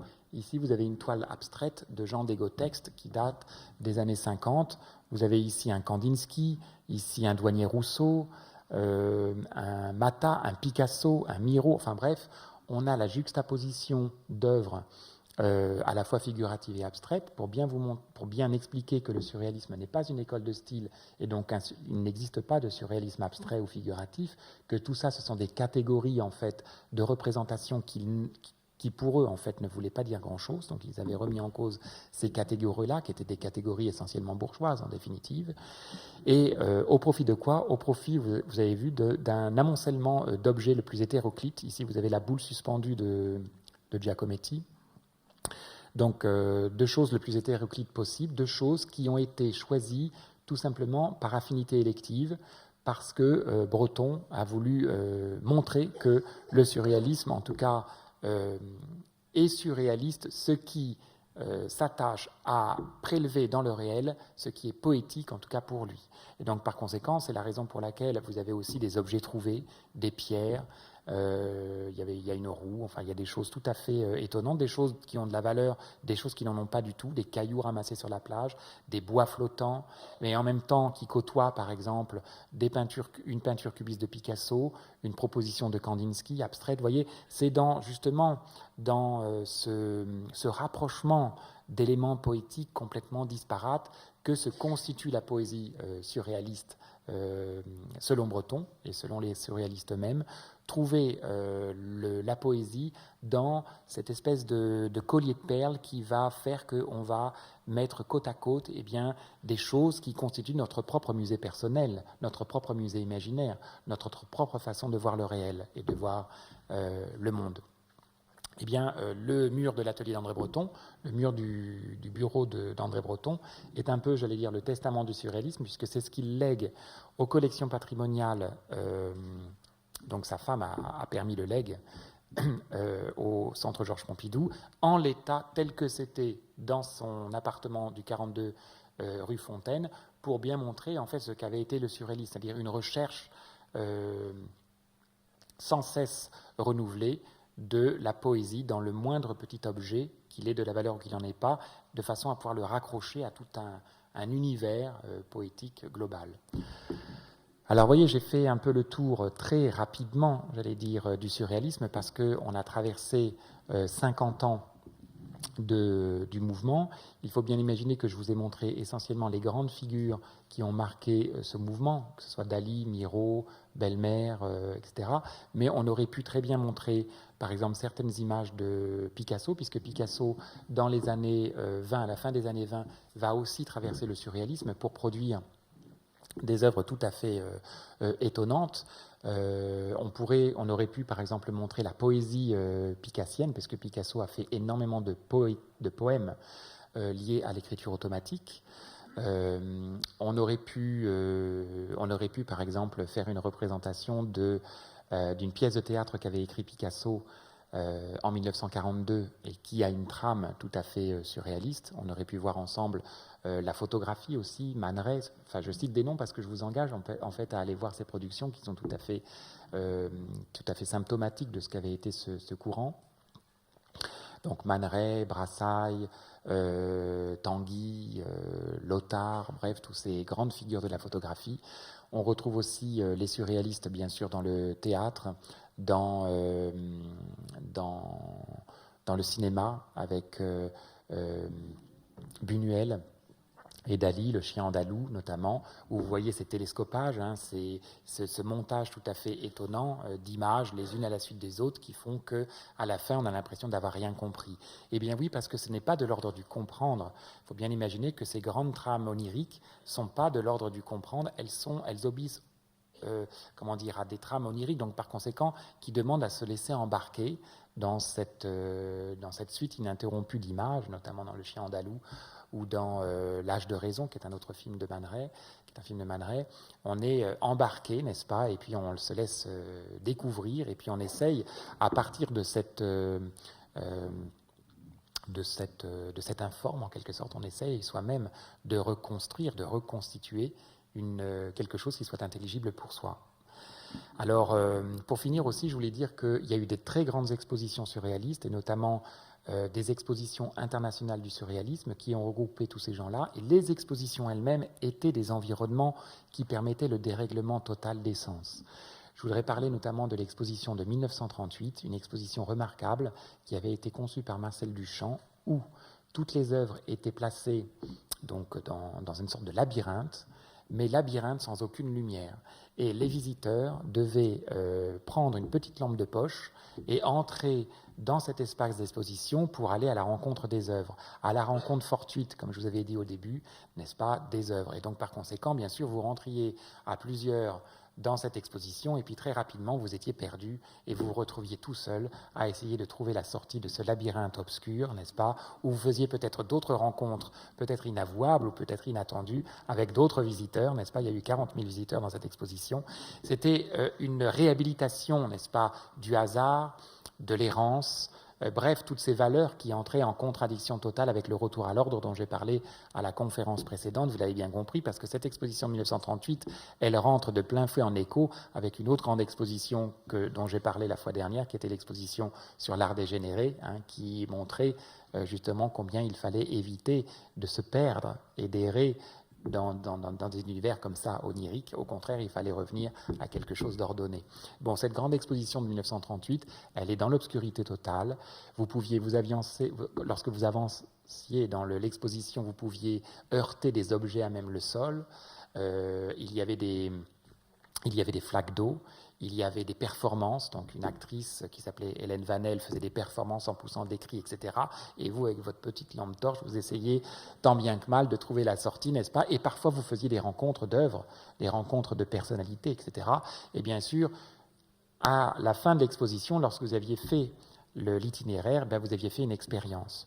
Et donc, en ayant fait une expérience, vous aviez convoqué tous vos sens, c'est-à-dire qu'en fait, vous étiez devenu différent, puisque vous aviez fait une expérience, quelque chose qui vous avait transformé en quelque sorte. Et donc, les grandes expositions internationales du surréalisme ont toutes été conçues selon ce schéma-là. Non, pas toutes, la plupart. Celles de 1938, 42, 47, 61, 59-65, donc la plupart d'entre elles ont été conçues comme des environnements avant la lettre, dans lesquels effectivement le spectateur n'est plus passif face à l'image qu'on lui montre ou qu'il reçoit, mais c'est à lui d'aller chercher l'image dans cette obscurité qui est celle finalement du monde, dans laquelle on doit se frayer son propre chemin pour aller rencontrer justement la poésie qu'on veut bien y trouver, qu'on veut bien rencontrer et que peut-être qu'on ne rencontrera pas.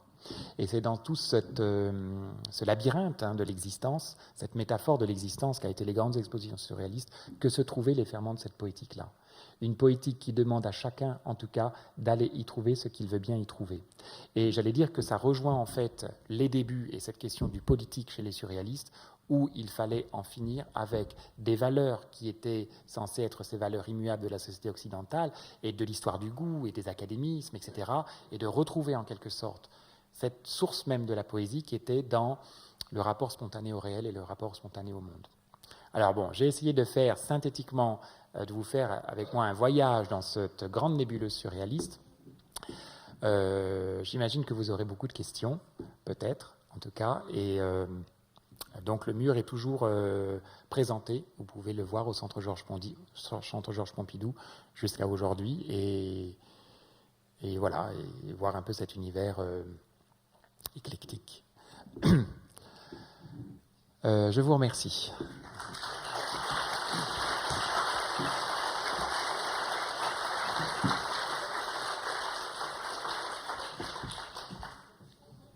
À toi, Anne. À vous.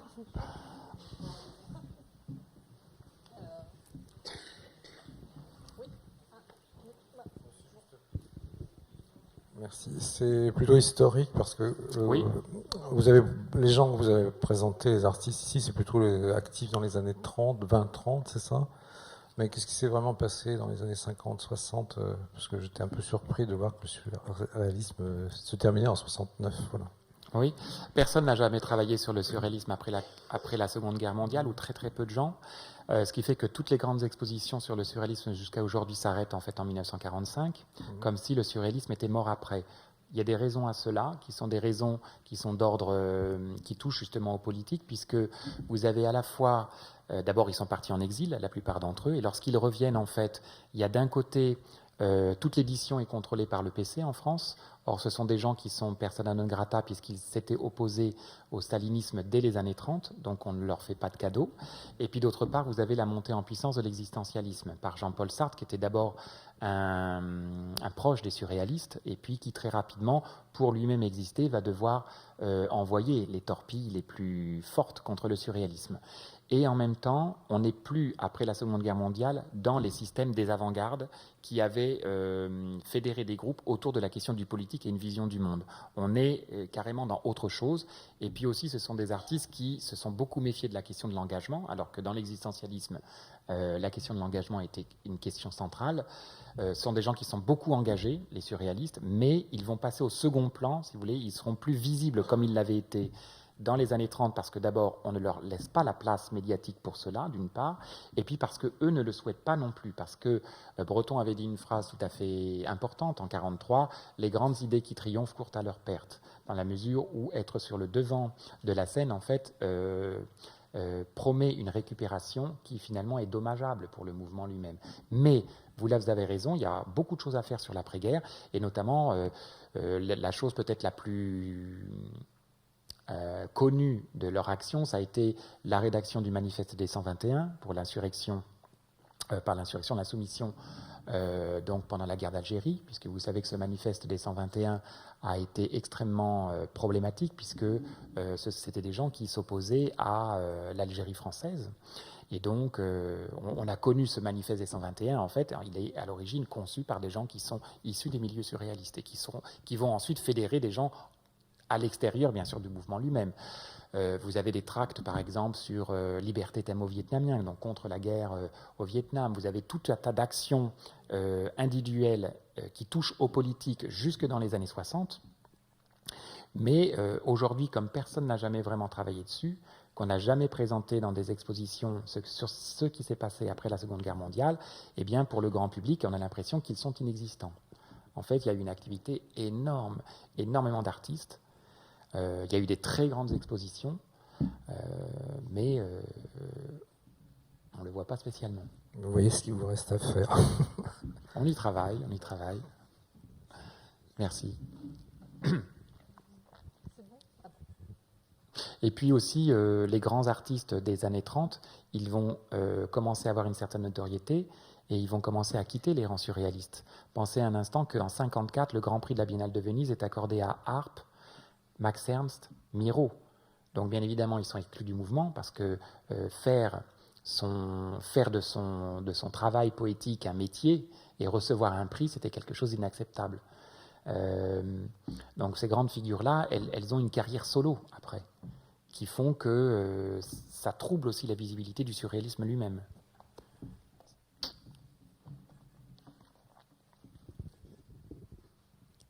Vous avez montré les positions politiques, vous avez esquissé en tout cas les positions politiques du mouvement surréaliste. Vous avez bien montré aussi en quoi le surréalisme se trouvait comme une sorte de prolongement du mouvement Dada.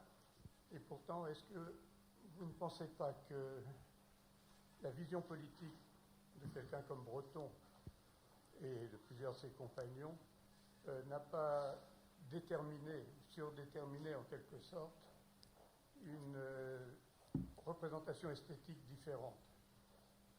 Donc une différence entre la représentation esthétique du dadaïsme, qui est essentiellement, si on reprend les Arabes, mais ça c'est dans le domaine de la littérature, mais si on reprend le mouvement Dada, d'une façon générale, c'est un mouvement plutôt de déstructuration, alors qu'au sein du surréalisme, on a l'impression que se construit une œuvre au fil du temps. Oui, c'est une question... alors bon, il y a beaucoup d'aspects que je n'ai pas pu développer, mais c'est une question centrale, la question du politique. Il y a un événement qui est très important qui survient au début du XXe siècle, c'est quand même la Révolution d'octobre en 1917, et donc qui est quand même tout à fait spectaculaire, hein, qui remet en cause beaucoup de choses. Les surréalistes vont bien sûr regarder de très près cette révolution-là et penser que cette révolution puisse être l'espoir, en tout cas, qui permettra de transformer le monde et de changer la vie. Et pendant les premières années de la Révolution, puisque Breton s'en écarte qu'en 1935, enfin quand même la Révolution, elle n'a que 15 ans ou 16 ans d'existence, donc c'est quand même d'avoir une grande lucidité à l'époque que de s'éloigner de ce type de révolution alors qu'elle en est qu'à ses débuts. On peut lui accorder cette certaine lucidité. Mais en effet, Dada était plutôt sur le mode nihiliste, dans la mesure où ces gens qui avaient à peine 20 ans remettaient en cause complètement toutes ces valeurs dont j'ai parlé très rapidement, occidentales, cet universalisme, cet humanisme occidental. Pourquoi ils avaient décidé de le remettre en cause? Parce que tout simplement leur rapport au réel était un rapport tout à fait différent. On leur montrait quoi? On leur montrait que les gens allaient s'adonner au couteau dans les tranchées et allaient mourir par millions. Et on revenait aussi au nationalisme, etc. Donc la révolution d'octobre, la révolution de 17, était une bouffée d'oxygène qui allait aussi nourrir complètement l'émergence de quelque chose de nouveau qui a été le surréalisme lui-même. L'autre aspect aussi, c'est la naissance de la psychanalyse, puisque les premières traductions qui arrivent en France à partir de 1912, 13, 14, etc., vont commencer à être investiguées. Et donc, par conséquent, à partir de ces deux leviers, on pourrait dire, eh bien, Breton notamment se désengage de Dada pour essayer de construire quelque chose sur, en quelque sorte, les cendres de cette civilisation-là, sur les ruines de ce monde qui est en train de finir, qui est le monde, en fait, du 19e siècle, le grand 19e siècle qui s'arrête à la Première Guerre mondiale. Donc, la Première Guerre mondiale engendre Dada, et dans ce chaos qu'a pu être Dada, dans cet état d'esprit complètement nihiliste, eh bien, sur ces cendres-là va naître effectivement une aspiration autre, puisque vers 24 ans, donc Breton, 25 ans, 26 ans, etc., va penser qu'à travers le surréalisme, peut-être, on peut construire un autre type de société et que peut-être c'est plus intéressant de construire que de détruire en effet. Alors, le parcours politique des surréalistes est tout à fait intéressant puisque très rapidement, il y a des scissions qui s'opèrent dans le groupe en fonction du rapprochement plus ou moins fort avec les partis politiques et notamment avec le Parti communiste. Et vous le savez, la rupture est consommée à partir donc, du milieu des années 30, où Breton décide vraiment de tourner dos à cette révolution-là. Et donc, c'est un problème aussi, parce que d'un côté, vous aviez la montée des fascistes, des totalitarismes, et puis de l'autre, vous aviez cette révolution en laquelle on avait ces gens-là avaient ils avaient tellement mis de choses là-dedans, et en même temps, ils se détournaient du seul espoir qui leur restait. Donc, ils ont adopté la troisième voie, et la troisième voie, ça a été laquelle? Ça a été le surréalisme, ce qui les a poussés à l'exil.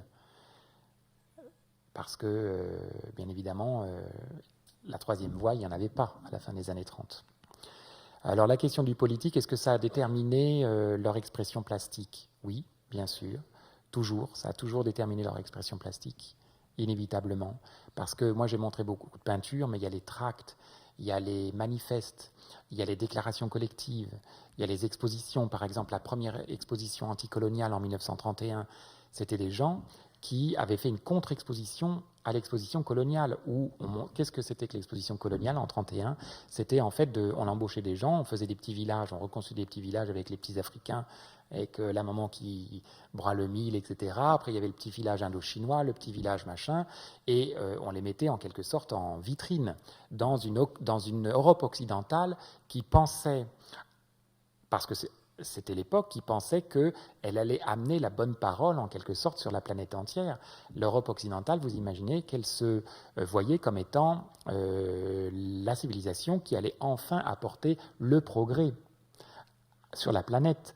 Mais cette conception, en fait, humaniste, cette conception universaliste, elle est déjà un peu fissurée et elle est déjà contestée par les surréalistes dès 1931, où ils mettent en place une contre-exposition coloniale avec des fétiches européens, etc., pour montrer, bon, il n'y aura personne qui ira la voir, il y aura 5000 personnes, comparé aux 8 millions de visiteurs de l'exposition coloniale. Mais c'est les débuts d'une prise en compte d'une posture anticoloniale contre cet universalisme, contre ces valeurs occidentales, etc. Donc oui, il y a la question du politique qui est présent. Alors bien sûr, les phénomènes de décolonisation se verront seulement après la Seconde Guerre mondiale, mais déjà, il y a tout ça en l'état dans ce rapport au monde par les surréalistes, qui leur est donné, donc je reviens, par la lecture de Marx, par la lecture aussi des philosophes de la fin du XIXe siècle, Fourier, Proudhon, Constant, enfin il y a tout un substrat idéologique derrière, qui est un substrat philosophique et politique très fort, très net. Ce sont des gens qui lisent ça, qui lisent Hegel, qui sont imprégnés en fait de toute cette littérature 19e. Et puis aussi, il ne faut pas oublier que tous ces artistes, ce sont des gens qui ont des cadres mentaux du 19e siècle. Marcel Duchamp, Picasso, Duchamp, Breton, etc., sont des gens qui sont nés au 19e siècle. Ils ont des cadres mentaux et des façons de penser qui leur proviennent du 19e siècle. Donc, et c'est eux qui vont faire le 20e, bien sûr. Mais, alors, cette question du politique, il faudrait y consacrer des heures, hein, mais elle est passionnante. Elle est passionnante parce qu'on s'aperçoit quand même que ce sont des gens qui ont parfois une grande lucidité sur les événements qui se sont joués dans une Europe très tourmentée où il était difficile d'y voir clair dans les années 30. Je ne sais pas si j'ai répondu à votre question, mais enfin... Alors, il y a une autre question, je vous en prie. Oui, c'est juste une petite question. Les femmes surréalistes, est-ce que André Breton considérait ces femmes égales aux hommes surréalistes ou un peu moins importantes? Ok, donc je vais aborder une méthodologie qu'on appelle les études sur le genre. En fait, tout simplement, il faut savoir que l'histoire de l'art, elle a été écrite par les hommes. Donc, il y a beaucoup de femmes surréalistes, beaucoup d'artistes surréalistes qui sont représentés dans les catalogues et dans les expositions. Simplement, vous ne les connaissez pas, tout simplement parce que l'histoire de l'art n'a pas été écrite par les femmes. Donc, c'est une annonce. Hein. N'hésitez pas à commencer à y travailler parce qu'il y a beaucoup d'artistes absolument passionnantes. Breton, sa femme, pas sa dernière femme, mais Jacqueline Namba, la précédente, était artiste. Pratiquement toutes les femmes, Remedios Varo, vous voyez, c'est des noms, Leonora Carrington, Dorothea Tanning, enfin, je pourrais en citer plein, qui ont été de très grandes artistes avec des œuvres absolument poignantes, extraordinaires, mais simplement, il faut l'écrire, cette histoire. Jusqu'à présent, elles ne font pas partie de l'histoire parce qu'on n'a pas donné les moyens à ce que cette histoire soit écrite. Mais en effet, vous avez raison de le souligner. Souvent, on dit, ah bah oui, les surréalistes étaient misogynes, il n'y a pas de femmes. Il faut regarder les catalogues d'exposition, on voit qu'elles sont très présentes. Elles sont très présentes, elles ont des œuvres qui sont magnifiques, qui sont poignantes, il y a plein de choses. Mais elles sont invisibilisées par l'histoire de l'art, jusqu'à présent. Ça va changer, hein, j'espère. Oui, je voudrais vous demander comment chacun des artistes surréalistes se compte dans le groupe. Est-ce que c'est une nébuleuse et voilà, ils sont liés à ça, ou est-ce que c'est vraiment un groupe avec des inscrits et sur la longueur des 50 ans, comment ça s'est... Vous avez de tout. Vous avez par exemple Perret ou Duchamp. Duchamp, par exemple, on le considère comme étant un personnage non surréaliste. Pourquoi ? Parce qu'il n'a pas signé les déclarations collectives et puis il n'a pas signé le tract. Et c'est quelqu'un qui pourtant était présent jusqu'en 1961 dans le surréalisme, jusqu'à une rupture. Bon, c'est une anecdote, mais donc c'est quelqu'un qui a organisé, fait les expositions, etc. Picasso, de la même manière, on aurait du mal à dire qu'il est surréaliste, Picasso, et pourtant, dans une période de plusieurs années, il est partie intégrante du groupe. Après, il y a d'autres artistes qui vont moins produire d'œuvres et qui vont être beaucoup dans le groupe, à discuter, etc., et vont avoir une force de proposition qui sera plutôt théorique ou plutôt déclarative. Donc, ils vont signer, on voit qu'ils signent tous les bulletins. Bon, vous aviez un peu de tout. Donc, la question ce qui était surtout important, c'était la question de l'individu et du groupe. Donc, à quel moment, finalement, on met en avant l'individu et à quel moment on met en avant le groupe. Alors, c'est vrai que dans le travail du groupe, il y avait l'idée du collectif qui était très important pour faire tomber aussi, tout simplement, cette idée de l'artiste génial, de l'artiste qui a un don, etc. Vous voyez, il y avait cette idée que, non, dans le collectif, tout ça se noie et le nom de l'artiste disparaît au profit d'une œuvre collective. Bon, c'est vrai, mais en même temps, chaque artiste a sa singularité et c'est par la singularité de son propre travail qu'il va pouvoir s'affirmer. Donc, il y a à la fois un travail de groupe, un travail collectif, et en même temps, la singularité de chacun d'entre eux fait que chacun va avoir une planète à lui-même, enfin à soi. Et c'est ce qui très rapidement posera problème, puisque le marché, par exemple, ou les institutions vont reconnaître Max Ernst, Dali. Ah bon, Dali va partir très tôt, puisque Dali va d'ailleurs devenir Avida Dollar, par l'anagramme de son nom, Avida Dollar, celui qui est avide de dollars, parce que bien sûr, il va considérer que qu'il y a un métier d'artiste et que par conséquent, comme tout métier, ça mérite salaire. Donc cette critique qui est faite par André Breton, en fait, c'est une critique par rapport au collectif à l'égard de Dali. Après, bon, Max Ernst et tout ça, bon, ce sont des grandes figures aussi qui vont faire leur propre envol, hein, Miro, Duchamp et tout ça. Donc oui, c'est difficile pour eux de trouver un espace individuel, et en même temps, c'est une bande de copains. Hein, faut imaginer ça au départ. Ce sont des amis, et ben, c'est comme toutes les amitiés, les groupes d'amis. Il y a un moment donné, l'agonie des amitiés fait que parfois, le groupe est à géométrie variable. Et puis il y a des nouveaux arrivants, puis il y a des gens qui partent. C'est comme ça. C'est comme dans la vie en fait.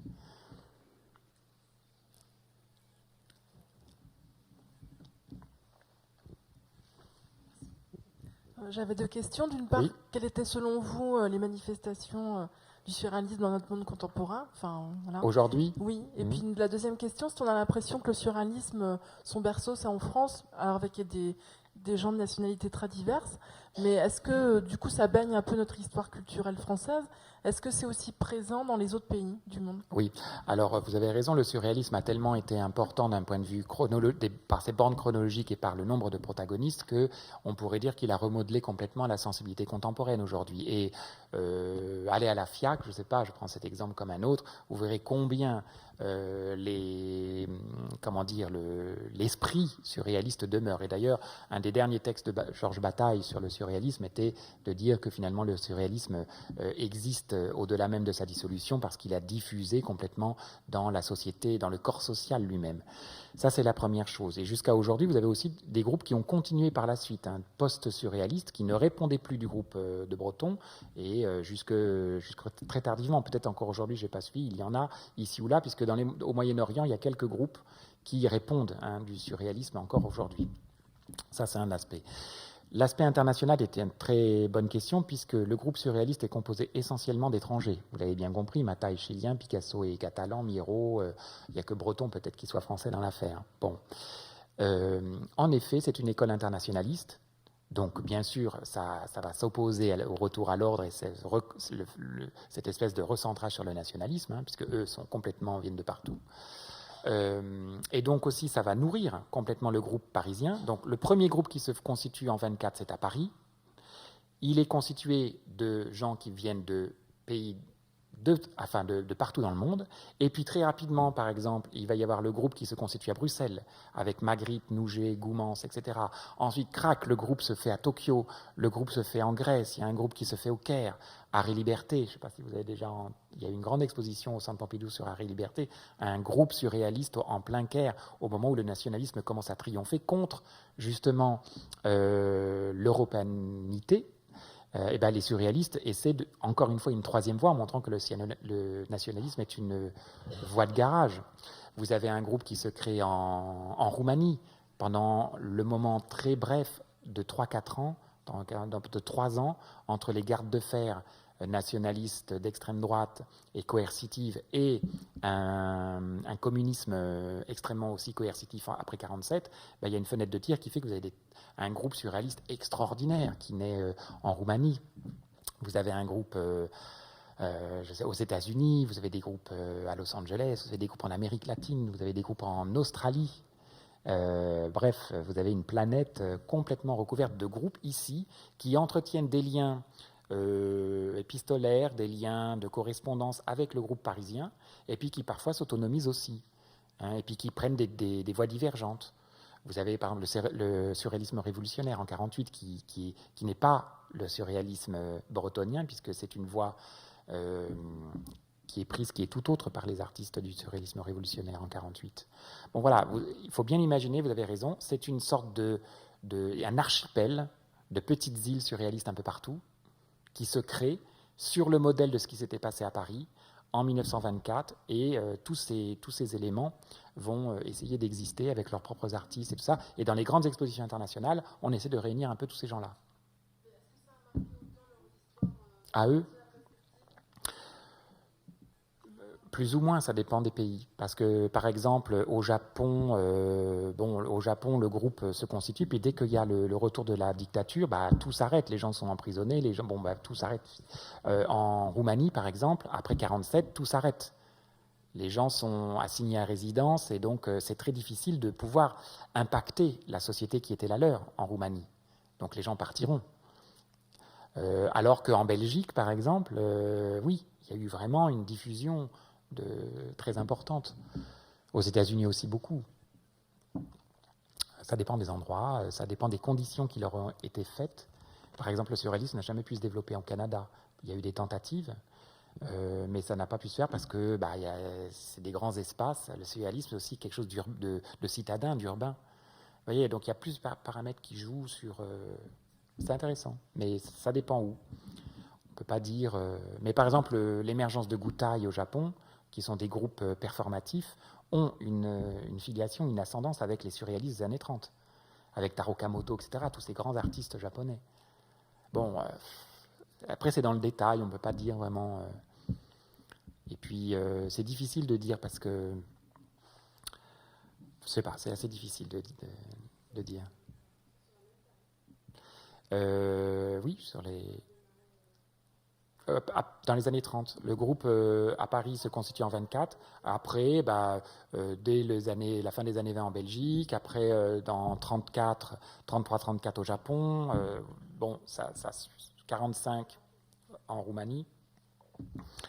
Bon, en Roumanie, c'était plus facile puisque Zara était roumain. Il y avait eu déjà des contacts. Brancusi n'était pas surréaliste, mais il y avait des liens très forts avec Duchamp notamment, etc. Bon, oui, ça s'étale dans le temps. Ça se fait pas au même moment. Ça s'étale dans le temps, en fait.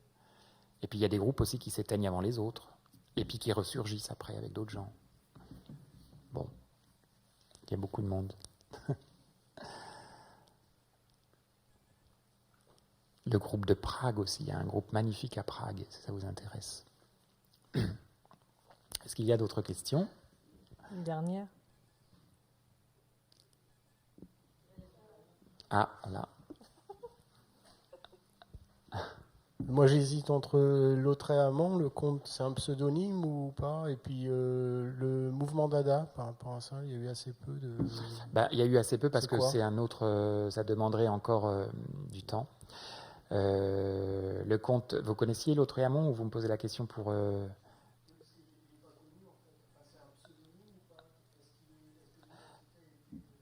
Ah, c'est un personnage littéraire, effectivement, qui pose beaucoup de questions, parce qu'on n'en a pas de traces. D'abord, on ne sait pas à quoi il ressemble, si vous voulez, le personnage. Donc, c'est effectivement le comte Isidore Ducasse, comte de Lautréamont, est un auteur, mais dont on connaît très peu de choses.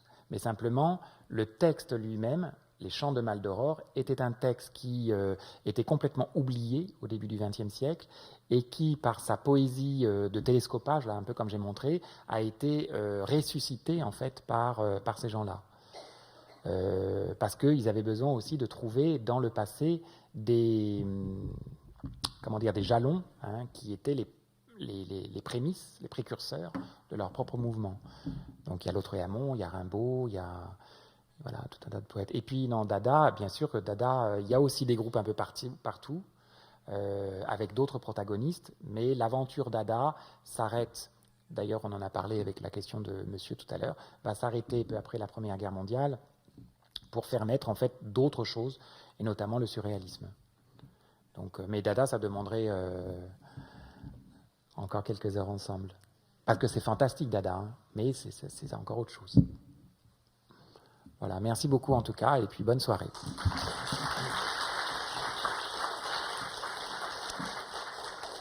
Alors merci à tous, merci Fabrice Leutez. On vous donne rendez-vous bien évidemment en 2018 pour une 7e édition au XXe siècle, etc.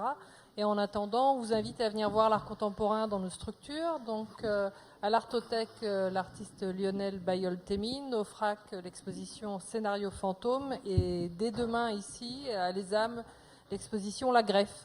Bonne soirée.